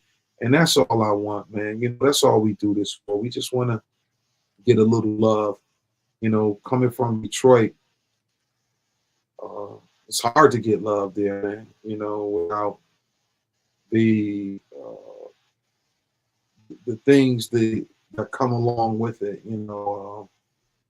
Detroit is such an inspirational place for me, and no matter where you rock. I was telling my boy Lo Lewis yesterday on the phone. We were having a conversation. I was just like, man, no matter where you rock, I get love in England, I get love in Cali, I get love at all of Denver, all these places I rock. But ain't nothing like getting love from home. Ain't nothing Right. like, you Yep. know what I'm saying, Yeah. being Yep. accepted in your hometown. And that's the driving inspiration, man, is just to be accepted. And for me, man, I don't like to be disliked by anybody. So I think that a lot of times that is my Achilles heel. Like, a lot of guys, they don't give a fuck whether you like them or not. And me, I want to be able to come across and communicate and have energy, good positive energy with everybody. But being from Detroit, you're gonna get a lot of hate when you being successful. That's what I And was gonna ask you. Go yeah, ahead. Go ahead. I don't mean to cut you off, but no, go for it, bro. so, like, you're a well traveled man. You went, like you said, just you just named three places, and then I know that you're an international artist, or an international human being which I know Chuck D considers himself an earthisan, you know, Yes. just yes. So my thing, I mean, my question is, what is the difference in culture that you've noticed in all these different places that you've been that you've named so far, like Detroit? Is there a culture change when you got to Texas? Oh, it was And then when you get to overseas and you start doing international um, concerts and stuff, is it a culture change? What's the difference in those? Those are three cultures, but I know you've been to more and done more also. Oh yeah. I mean, listen, I've been to Korea, Asia, uh Europe, United Kingdom, Canada. It's a big culture change. You know, with American hip hop, we're so spoiled because the craft and the art constantly evolves. And for you to have any relevancy here in the States, you need to constantly change with the music. If you're an artist or a producer and you want to be in the in crowd, you have to evolve. I think that's what makes Jay-Z so good is that he evolves, man. He can do any kind of rap and still be boom bap. You know, you could put Jay-Z on a pop beat and he's that. So, you know, the main thing is evolvement. Uh, but when you go to these different places like England, they appreciate, or Europe, they appreciate like the old school. And what do I mean by the old school? They don't look at it as shit, nigga, you old and let me hear that you can't do it no more. No, they were like shit that they have a greater appreciation for authentic hip hop, where we in America is what have you done for me lately? Uh there is shit. They treat me like a king when I go there, man. I mean, I get treated like I'm KRS One, like I'm, these young rappers. And it's because they just kind of respect what you do. And they don't look at it as, oh yeah, that shit is old. No, they said that shit is classic. You wouldn't get you don't look at the fucking Rolling Stones. You feel me, jokes and Mm-hmm. or any of these great European groups or English groups and say, oh shit, when these motherfuckers is 70, Mick Jagger is damn near 80 years old. And when that nigga get on there to shaking his ass and singing Start Me Up, we go crazy like he Yep. was when we was 20 and 30 years old, bro. Yep. So, that's an appreciation for a craft. And that's what I get, jokes. I get that appreciation just for being Antlive, the Boom Bap King. They ain't looking for me to be Uzi Vert and jump, jump, jump, even though that's a badass song. I love that first song. That shit is the hottest song. That shit is burning. Shout out to Uzi Vert. They respect the Boom Bap King. I stand by my hustle. Or, they respect the heat in the kitchen. Or they respect me when I'm talking about smack rappers. You know what I'm saying? It's that love. And, I'm Detroit, man. I'm Detroit through and through. And, love, whether you rock with me or you don't, I'm just gonna give you that realness, and I'm gonna speak my piece. And believe me, whatever I'm going through in my life, that shit gonna be in the song. I always tell niggas, you don't want to be on a song. Turn them into a song. Yeah, I want to turn them into a song. Niggas know me in Detroit. They know I'll turn them into a song real quick, man. I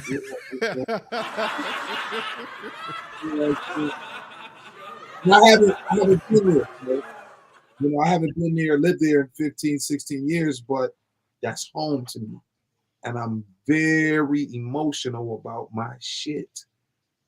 You understand? So I'm like Badu, Erica Badu, when she told you, yeah, I'm an artist and I'm emotional about my shit. So nigga, when you come in with me with lemon juice and razor blades, I'm I'm coming to smack the shit out of you with this rap shit. No matter what. You understand? Smack rappers, nigga. I don't play that. So I just love what I'm doing, and I'm pretty thankful. We're thankful for you being here, man, and we're so thankful, and your story is so interesting and dope to where I forgot that we about to play one of your videos, man. We about to play "What's Going On." Oh, Uh, okay. yeah, but the show going so smooth, and yo man, like you dropping so many gems. I'm like, I'm so busy learning and listening. I forgot we were gonna play the video. So could you introduce this video Antlive? What's going on? Oh, no doubt, man. Well, let me tell y'all something. This video called "What's Going On." Last year, April 4th, I think, 2022 or something like that. I went to High Wycombe, England. It was maybe April 9th or something, the show, and I went there and I performed this song. I had wrote this song back in 2018. My son was going through some things, you know what I'm saying? He was going through some growing pains. And I wrote this song, and I never put it out. You know, I never put it out. And I held on to the song. I held on to the song for since 2018, 2017, 2018. And for some reason, you know, my son, he was dealing with some hard times, and I couldn't, you know, communicate to him verbally because he's just he's short with me. You know, he didn't want to hear. You know how teenagers, not teenagers, but how the young adults do. They kind of feel like everything they doing is correct. So, again, I speak my life through this music. So I wrote this song, "What's Going On." I just thought that 2022 was the proper time to put it out. So we shot a video for it in, I want to say in February. I put the song out in March. And when I went to England, I said I wanted to perform it for my son so he could know how much I loved him. And even though I told him I loved him, he wasn't really hearing me. So I just said I just do it how I do it best. So normally when I go perform at these shows, I try not to perform the new music that I just created because I don't want to be fucking up the lyrics and everything. But it was important. So I remember shooting the video and performing that song at one spot on tour last year. And I sent it to my wife, and she played it for my son. And this is in April. And I was just like, yo, what did he think of it? She was like, yeah, he liked it. He nodded his head. And that was after the first show that we did in High Wycombe. And, I kind of talked to the crowd. I was like, yo, I wrote this song some years ago for my son, and I just wanted to rap it because I love him, and I just wanted to let him know that I'm by his side, thick and thin, da da da da. And the crowd was really excited, and I wrote the song, and it was like I'm feeling like I'm on a tightrope. The comedy, gun smoke, I'm going up in flames, broke. So it was just something to let him know I got your back. I just want my son to get better, dream, create weather, self-motivation. No one's his competitor. I feel that I wronged you because I'm dad. I said it wrong. Dealing with the anger and the stress. Yeah, I said it wrong. But I'm trying to get a gig, get big. I read Psalms. I'm feeling alone in the world. So I'm asking what's going on.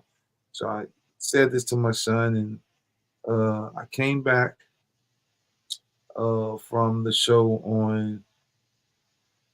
came back from England on Sunday, and he was home. I seen him Sunday, and then by Monday he was gone and out of the house, and I didn't see him for a few weeks. He's doing his thing or whatever, and the next thing I know, I got the call that he was gone. 2 weeks later on April 22nd. So I think the last time I seen him was on the 11th or the 12th, and then he was gone, passed away by the 22nd. So just to be able to write that song for him and to rap it for him before he left this earth, and it's just a powerful thing. So I know, you know, with that being said, you know, like I said, this song, What's Going On, I was introducing this song. It's very powerful. It means a lot to me. And just check it out. And it's for my son, Anthony Singleton Jr., my retirement fund. And I had this shirt made back in 2004. And it's just good music, good energy, y'all. So be inspired by it. Hopefully you will.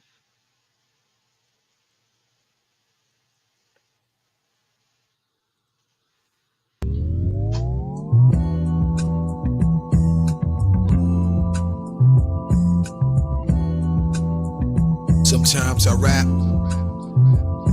sometimes I make beats. Word. But this is Run CT. This is Run CT. This is Run CT. This is Run CT. Come on, man. I live a beautiful life. I'm feeling like my life's on a tightrope economy of gun smoke, going up in flames, broke, trapped between the haze and maze. Life ain't the same, broke, excuse after excuse, get a gig, losing all hope, destined to make it. In hell of earth, I can taste it, opportunity knocks, the first offer, I'ma take it, fuck diplomatic, pockets flat, a bad habit, I'm accustomed to the hustle and I wanna live lavish, since I'm expected to rob, ain't feel the success of a job, every effort I put forward a lost cause, I'ma make it, ain't accepting defeat, my youth was spent on the street, so when opportunity knocks, quiet mouths don't eat. Yeah, and that's the code we live by. Spend my time getting high, and you asking me why. Economies, trunk, or economic minds are chronic. Relaxation, rather stimulant or sonic. And I got no job, but I got papers and swishes. Been earned up since Christmas, I'm on nobody's wish list. Yeah, it ain't no circus to my physical.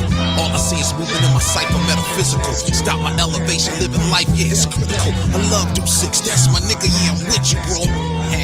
I'm building off marijuana. Crazy thoughts alarm me. I done shit, got calm. I just want my son to do better. Dream, create weather. No one's his competitor. Self-motivation. I feel that I hurt you, but I'm dead. I said it wrong. Dealing with the anger and stress. Yeah, I said it wrong, but I'm trying to get big, get a gig. I read songs, feeling alone in the world. Wonder what's going on.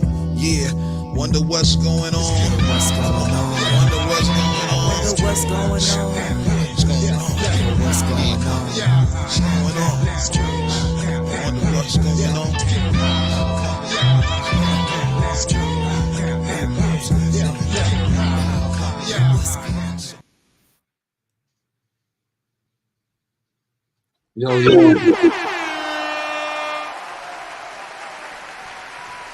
Yo, that's dope, man.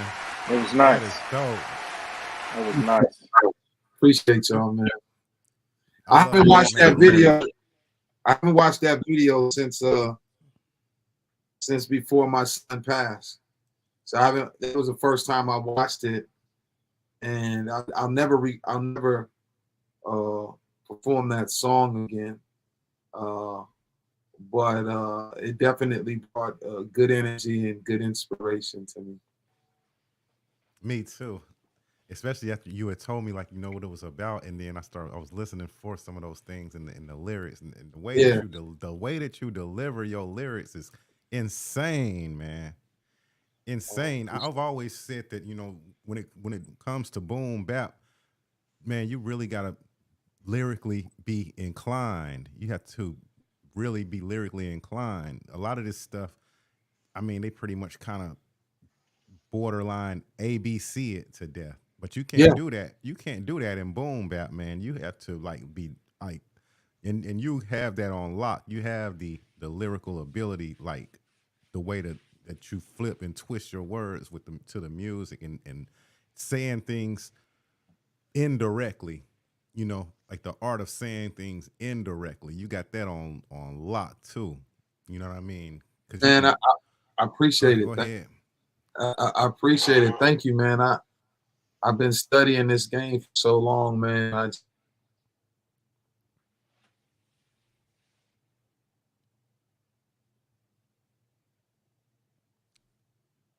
Inspired by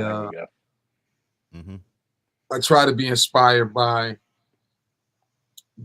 everything that's going on today. You know what I'm saying? I try to let guys inspire me and other artists inspire me, And that's what I do. You know, I remember watching yours doing a Cosby dance, and that was an inspirational song in your take and where you went Thank you.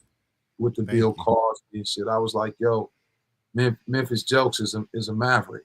You understand what I'm saying? He's on some different shit, and it's just it's just motivational, man. So no, that's all we do this for, man. I want to be, if I, you know, an educator. You know, the thought about being an educator is like you might have a class of 20 students, but if you could teach, only if one kid can learn out of those 20 and one kid gets by and becomes successful in some sort of way, I did my job.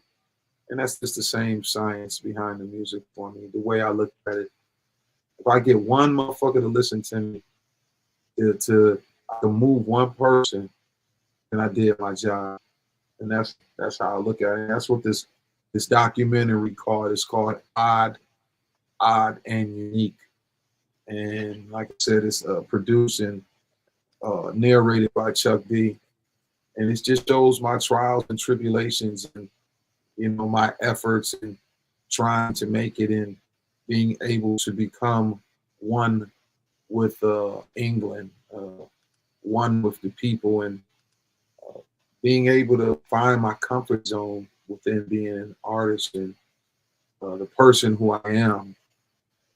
That's what it's about, Memphis Jelks. You know, I see you with your family, your children, and online, and it's just it's a beautiful energy. You have such a beautiful disposition about yourself, the way you carry yourself, and you know, Thank you, bro. it speaks into your music. It comes across into your music, and it comes. And if that's the way it comes across in your music, then I can only imagine what it's like dealing with you on a day-to-day type of thing. So that's all I'm trying to do with this hip hop, man. I won't be here forever, and you know, the great thing in the time that I was born is that we have all of these media outlets where we can document and leave something for our children, for our grandchildren, for our relatives after we pass on, to aspire and to say that, yo, my grandfather did it, my brother did it, my great uncle did it, whoever I am, and whenever they're looking at me when I'm gone, you know, that's all we want, man. You know, we look at people like Martin Luther King, and, you know, Abraham Lincoln, and Mansa Musa, and all of these greats, Malcolm X, who Medgar Evers, Sammy Davis Jr., all of these greats who left these incredible legacies, and we can look back at all of these wonderful things they've done and aspire. And that's just pretty much all I'm trying to do.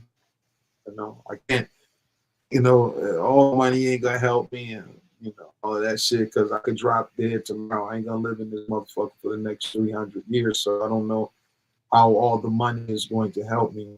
But just being able to be one with people and for people to understand my energy and who I am, that's all I want, bro.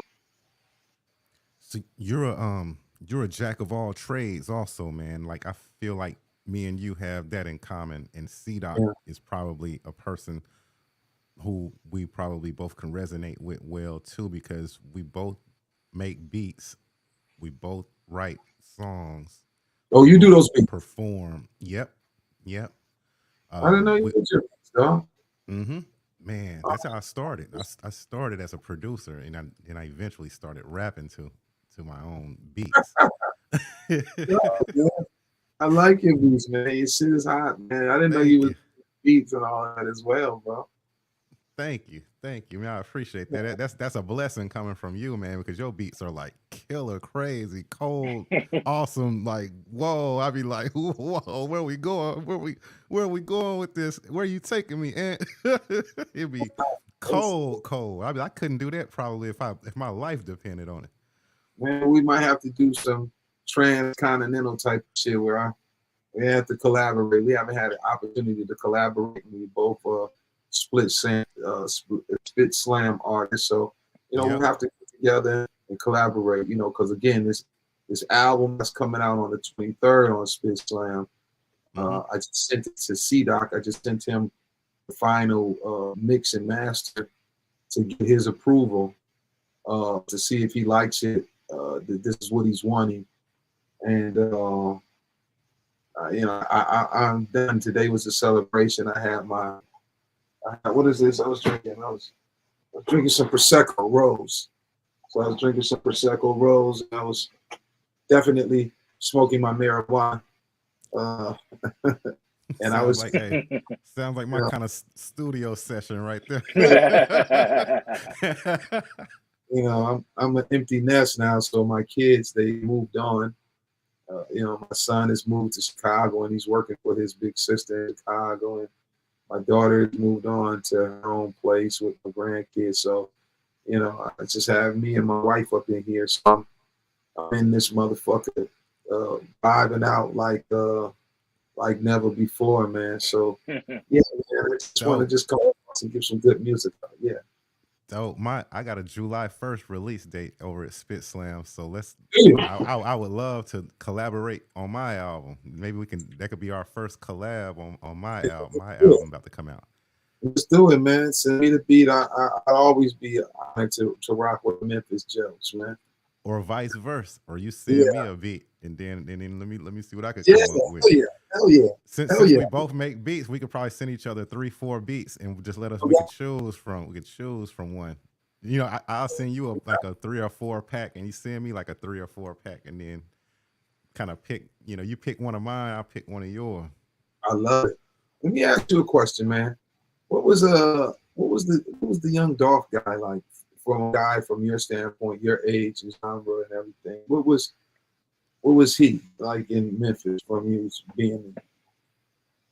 To me, I didn't really engage with that kind of music because I know that music is energy and that the energy that you bring, that you got, be careful which wolf you feed. You know what I'm saying? Yeah. That kind of thing. You can either feed the good wolf or you can continuously feed the bad wolf. You know what I'm saying? But either way it goes, it's a wolf, so it's gonna do what it's gonna do. It was like I had took a stance against that kind of message in music. The whole dope boy, I'm big me, little y'all. I'm sending my little shooters to come shoot up your block, and you're gonna send and you know what I'm saying. Just that whole like persona I used to look up to that when I was younger, and then one day I don't know if God blessed me one day to denounce that. One day I well actually the label that I was signed to, my manager Johnny Scott, he set me down and said, I'm not putting my money behind this album if you cuss on it. And that's what kind of started me. Yeah, I was like, what you mean? You know what I'm saying? I gotta cuss. I gotta, come gangster because that's what they gonna want to hear. That's what the streets want to hear. And that's, he was like, look, I'm not putting this album out if you cuss on it. He's like, I play golf. I got golfing buddies. I'm gonna be like trying to get them to invest in this project with me and stuff. And I don't even feel comfortable playing stuff like that for my golf buddies and stuff. Wow. It's like, so I made the whole every song that I had, I would just put a different word in there instead of the cuss word. So the full album came out clean.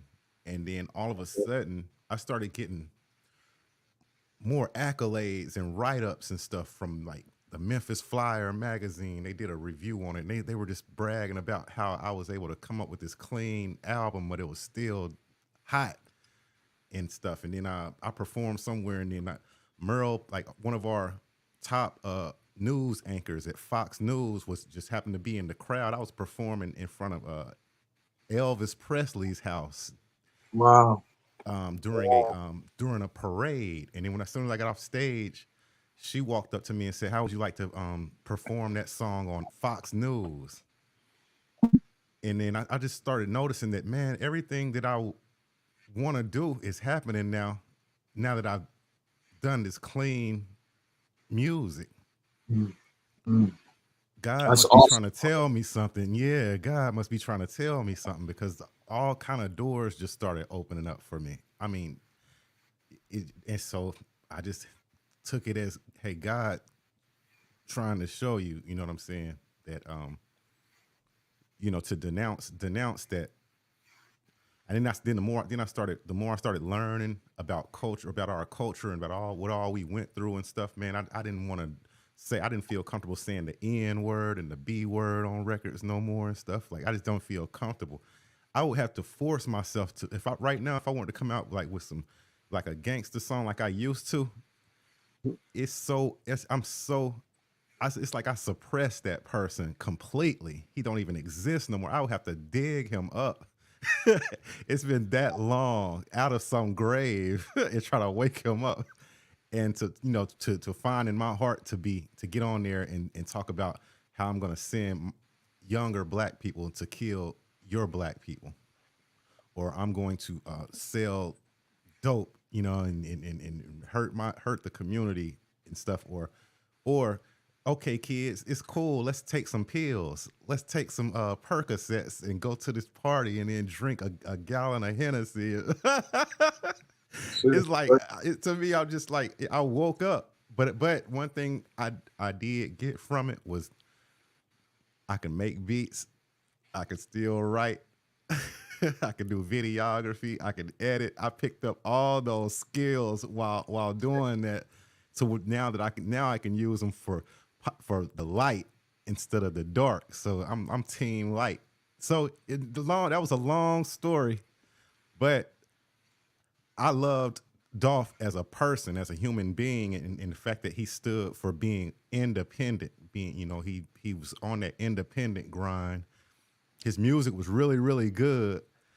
You can play a Dolph song that don't mean his music ain't good to me. I'll get up and gangster walk with the best of them, you know what I'm saying, and juke with the best of them. But I just be careful which wolf I feed. I just try to feed my good wolf more than my bad wolf. What about you, O? Because O can tell you more, because O is more like in the age range of a Dolph. I'm a little older than Dolph was. Man, Rest in peace to the Dolph. man, Young Dolph was really loved by the city, man. For a while there was kind of Young Dolph and Yo Gotti. They kind of had a thing there, but man, Young Dolph was, man, he was really, and you can see some of the stuff even when you listen to his music, man. He was really, you know, he really grinded to get where he was. He really put in the work to get where he was, man. And he had created a label, man, and had, some rappers on that label, man. He was people really loved Dolph. And that one really hurt. I mean, it really hurt, man. It really hurt. It still hurts to this day for the city of Memphis, man, because he meant a lot, man. He stayed in Memphis, man. He was in South Memphis all the time. And he rapped and he put on for the city all the time, man. And he was a family man. He loved his family, man. So he was, man. His style is just different, man.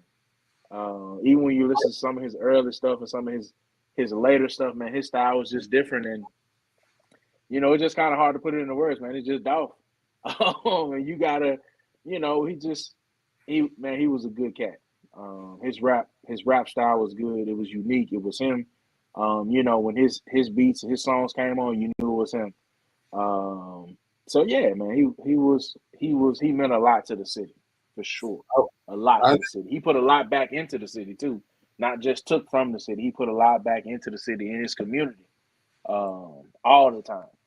They speak good of him, man. Like I said, he wasn't my type of music because I didn't, he wasn't boom bap, so he wasn't one of the young guys I was following. I follow young guys, but right, there's rappers who out here like the songs from the new Trailblazers, like Spot 'em got 'em, that one song he came out with, the Migos. Like I said, I didn't get into Dolph until after he passed, and it made me listen to his music, and he said, "One bell, I came in this bitch by myself, Dolph, because I'm a player, something." And I was just like, one of the songs just made me, I was like, oh man, this motherfucker was bad as shit. And it's a shame that, something that brings us so much joy and happiness has to turn out to has to end the end result has to turn into something negative. It just got, it's like something that you can't really enjoy. You just want to kind of, it's music, man. I want to enjoy it with everybody. I want to, hip hop is so competitive. That's the negative thing about it. It's just like, you're not, see the fucking Beatles in competition with the Rolling Stones. Even though Rick James felt some way about Prince, we didn't get to see that. You know what I'm saying? So, here it is.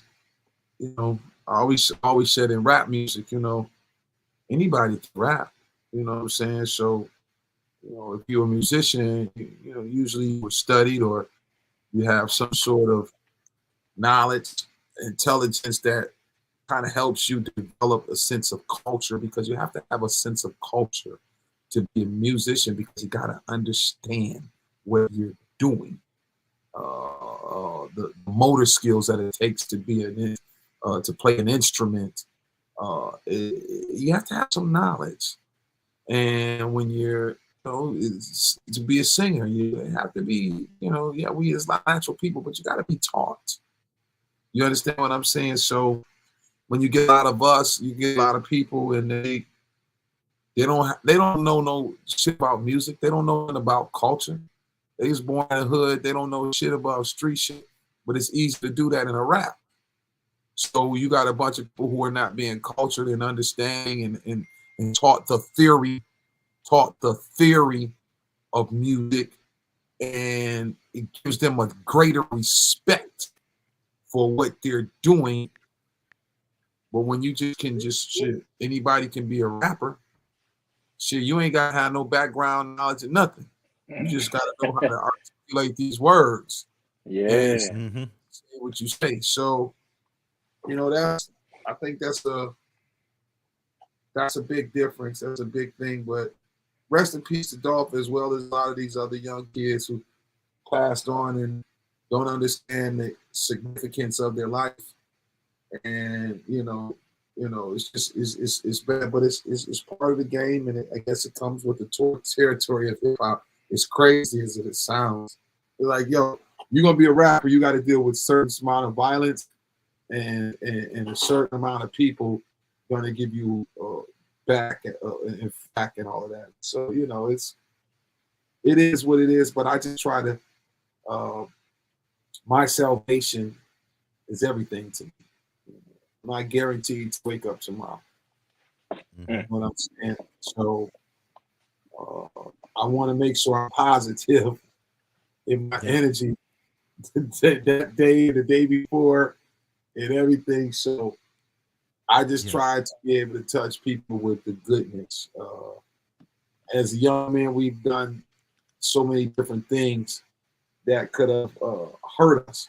When you get to a certain age, you're thankful, and you ain't trying to make those same fuck ups. Because, not that you got people waiting on your back, but shit, you got God over here on this side. Like, okay, you damn if you do and you damn if you don't. So I'm a don't, because I gotta go to the next level. So that's how music, I got it. So that means if this is the way I'm feeling about my life, then my music has to speak to that, if you kind of get what I'm saying.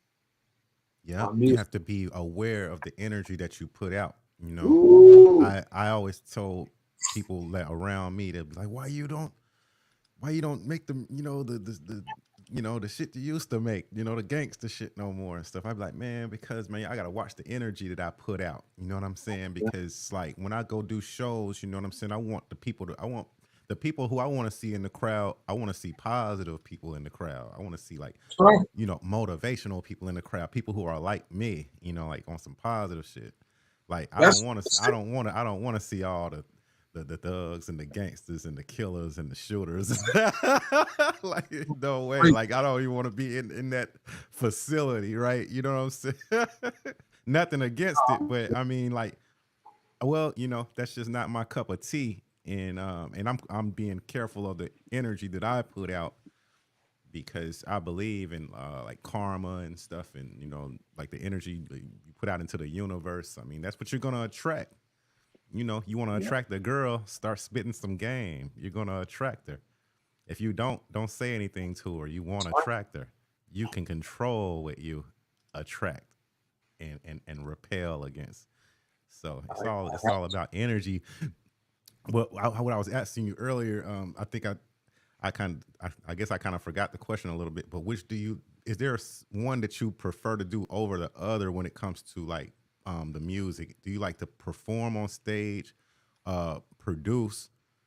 Because I know you're in the videography too. Do you like doing the videos more, or do you Performing on like stage. rapping more, or being in the studio? Is there a favorite that you have, or do you just enjoy all of it the same? In the 90s and the 2000s, man, I was in the studio because I was married, I had kids. I always had a studio, so I always had the means to making money. Besides being an educator, which was my 9 to 5, and it paid for the mortgage and the car notes and the utilities, the studio was always there because it got me the extra shit. I had 5 kids, and at one time they were all in the house, so I needed that studio popping. So at that point in time, in the 90s and 2000s, for me it was a studio. But when I got after 2000, I moved to Houston in 2007, and I immediately got on the circuit out here. 2008. By 2011, I was going all around the world. It's the performance aspect. I love to perform. I loved to perform in the 80s when I was a young, aspiring rapper. And again, like I told you, in the 90s, when I signed my record deal and my album come out, I didn't get to tour it because I was playing college basketball. There was no way you could have gave me $2 million, and I would have still said, okay, well, that's cool, but I'm going to still play college basketball, and I'll tour afterwards. Hence, I didn't get to tour afterwards because after I got finished playing college basketball and graduating in 95, my record label, Next Plateau, had dropped us by then because the album put out, they didn't promote it or nothing. So it was strictly like a studio, make that money. And I was hot as a producer as well as being a radio personality on a local radio station, FM 98 WJLP. I stayed active. I was hot. People knew the name. So trying to be an artist was definitely what I wanted to do by recording the albums. But I didn't go out in the clubs and performing them. Even like in Detroit, we had the hip hop shop where Eminem and all of them performed.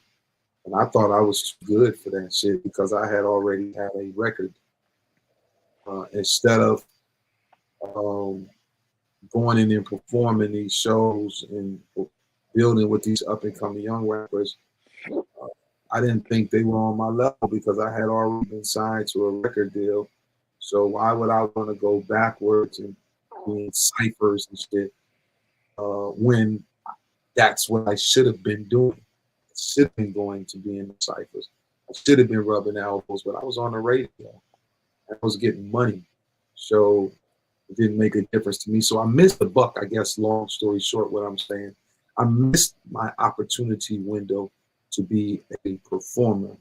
So for me to be performing now, to become a performer in my 40s and to do it into my 50s was like backwards. It was like really, really, really backwards. But it just goes to show the true testament of my work ethic and my self-motivation, where I had a plan. The reason why I could go tour now, I could go out the country, because my kids was old now. They can watch themselves, in the 2010s and stuff. It was becoming teens and shit. So I can do everything then. So what I did miss as a young artist, I was able to do as an older artist. So to make a long story short, of course the performance thing is better than any part of the music game to me. So, what is your advice like to, let's say, like an artist like me? Like I've been like U.S. based like my entire life. Like what would be some advice that you could give a person who wants to take it to the next level and start reaching some of those like international markets and stuff? Don't be a woulda, coulda, shoulda nigga. Excuse my French. Don't be a woulda, coulda, shoulda. Time waits for no man. Uh, what are you waiting on? You're part of the Spit Slam. You know a lot of the artists. You know a lot of the big wigs. Invest in yourself. For me, bro, I was never the guy. I was never the guy who was like, okay, yeah, man. By next year, I'm gonna go. Well, I ain't got the money, but I'm gonna go with you on the next show. You know what I'm saying? Like a lot of guys I tried to put on, and they, I got to pay this mortgage and I got to pay this car note, so I can't do it this month. I'm gonna get with you on the next show. My nigga, I didn't give a shit about none of that. The mortgage can be fucking late, and the car note can be late. Unless I'm 120 days late on my mortgage or longer, I ain't got to worry about foreclosure. It's gonna fuck up my credit. And if I'm more than 3 months, I gotta know I'm a car note. But so I guess what I'm saying is, if I needed to make that investment into a new mix board or a new keyboard, or to buy these plane tickets so I could go be on this tour that I wasn't getting paid for, but it was going to enhance me notoriety and promoting my music. I could sell merchandise. I'm gonna do that. I did that shit, bro. I never was a woulda, coulda, shoulda. I could have $5 in the bank, and I was gonna go borrow money and do whatever I had to do, pawn some shit to get to where I needed to be. And that is just part of the game. My wife had always understood who I was and what this music was for me. So it's ain't no stopping. It's no stopping what you're doing, Jokes, and you and any other aspiring rap artist. If you got to pay for your ticket to go to these places, well, pay for your ticket, because they're not going to fucking pay for you if you don't know you. Well, how do you know you? Well, you pay for the ticket, go rock the show. Now the motherfuckers know you. You rock the show so good, the promoters gonna want to pay for you maybe the next time or the time after that. So it's about being consistent, being faithful to what you're doing, being real, and know who you are and what you can do. And you gotta just love this, bro, because I love this game when I'm not making money, and I love this game when I'm making money. I found a way to make money as an artist performing on shows. Motherfuckers just want to see Antlive. They're not going to see me. They just want to see me. They want to see Antlive with a star. All right, so how do I stay relevant with that? Oh shit, promote the shows, book the shows. I got all this money to promote and book shows? Nah, I work a job. I know how to make Rob Peter pay Paul. I know how to make that shit happen. I know how to live my dream. And that's what I would tell anybody who's watching this or who's aspiring to do this shit. It's not an excuse. You don't make excuses if this is what you do. But if this is not what you do, you're going to make excuses. You're going to say, yo, I can pay this car note instead of going to do this show. That's what your priority is. Yeah, paying the bills is my priority, but music is my priority too. So sometimes something's going to have to suffer. That's just me. That's just my legacy. And I have a good woman who supported me in this music shit. So she knew, shit, my man got to get this mix board. My man got to get this keyboard. Something else is going to have to hold on. But this is what makes him him. And she would always support me in that. So I was always able to be Antlive with these babies, these 5 kids I had, and this wife I'm with who loved the shit out of me. You know, that's what it took, and that's what I am, man. And I tell anybody out there, man, just be yourself, man. You know, You hear it in my music. March, 23rd, man. It's a Spit Slam dual cassette album. It's 5 songs, but it's called dual cassette as in the boom box that we used to carry back in the day. And they used to be dual cassettes. Mm-hmm. And this is a Bluetooth, but when we used to have a boom box, they used to be dual cassettes. And this is what this is, a dual cassette. And I'm just coming to boom bap your ears off. And hopefully, man, you'll like it. And if you're not, oh, it's okay. I'm gonna skip. Well, bro, man, you're welcome on this show, on this platform, anytime that you like, man. If you have anything that you want to promote, or if you just want to just reach out and just, just chop it up about anything, man, I appreciate you coming by, man. You have an interesting story. We can, there were so many things that you said that we could have unpacked and unpacked. So I was thinking like maybe it's all going to be in the documentary. So I'm definitely going to be checking for the documentary, man. And you have a beautiful family, you know what I'm saying? Thank Beautiful you, grandkids and stuff, man. It's an life honor is good, to man. Without it's an honor to know you.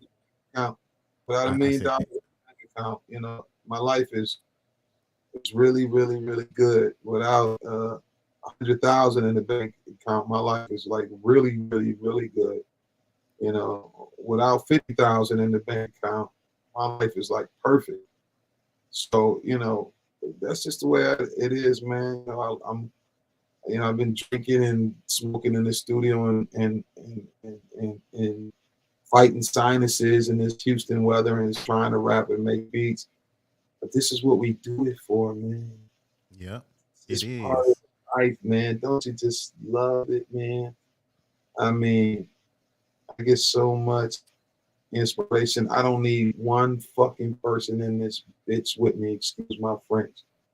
And I feel like I'm on cloud 9. It's like, yo, dang, man, I thank God. There's a lot of things that I can't do.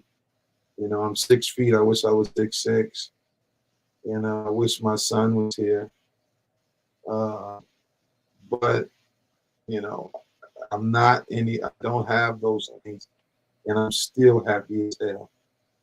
I get to be. Like I said, for me, man, person is just the most important thing to me.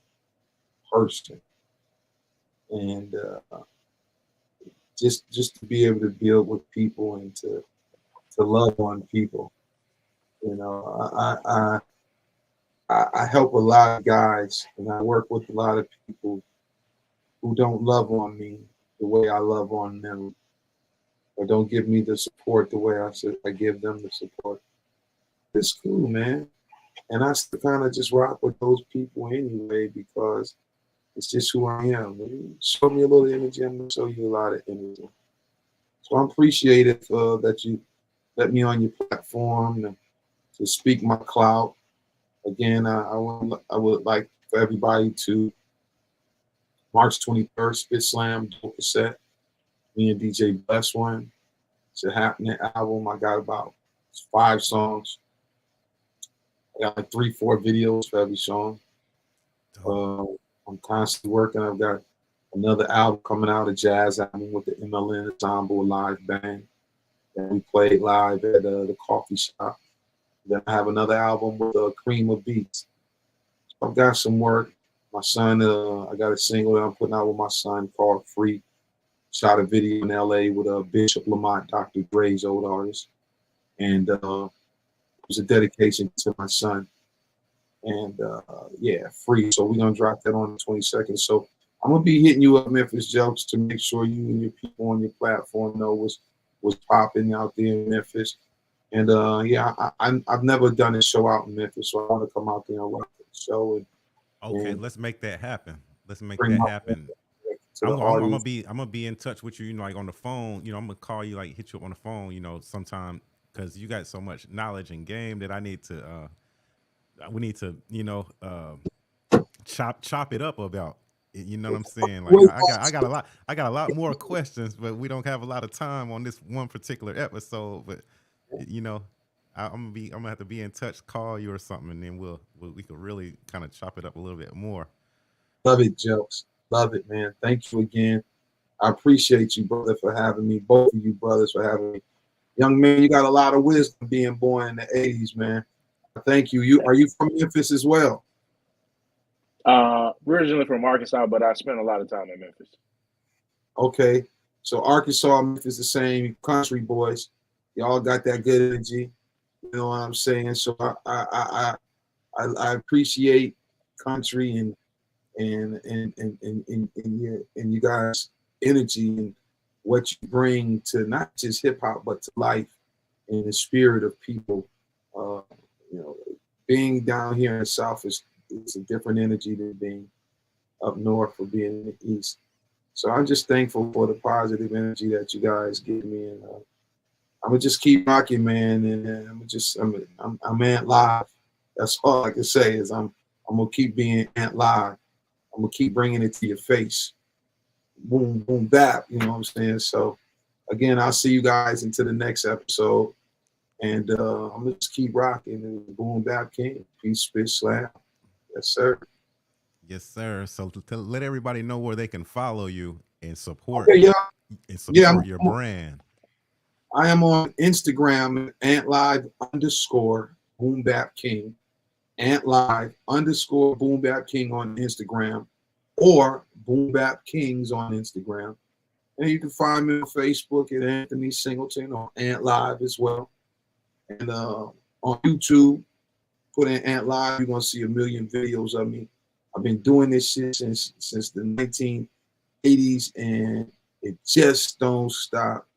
Rap is life, ball is life, and I'm enjoying my best life. Word up. Word up, man. You got any last words, man, before we hit the outro? Man, listen, we had a great show today. I appreciate you joining, man. I think you dropped a lot of wisdom, a lot of knowledge. I think a lot of people gonna enjoy this episode. It can take a lot away from it, because a lot of what you said it just doesn't apply to music, man. It applies to any profession, any career, anything you're trying to get off the ground. I like what you said, man. You just got to jump out there and do it. So we appreciate you for joining, man. And I'm definitely going to check out that album when it drops. I know Jeff's going to keep me in the loop. And we're going to try to listen to that boom bap, man. We appreciate you being on with us today.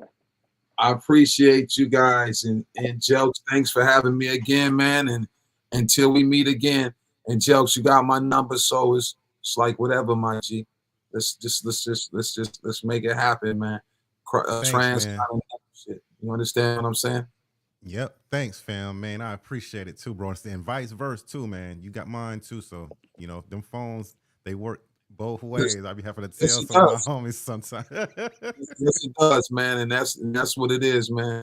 So until next time, same bat station, same bat channel. I'll see you guys. Drums, please. Squad up, haters down. If you ain't about that life, don't come around. Got the crowd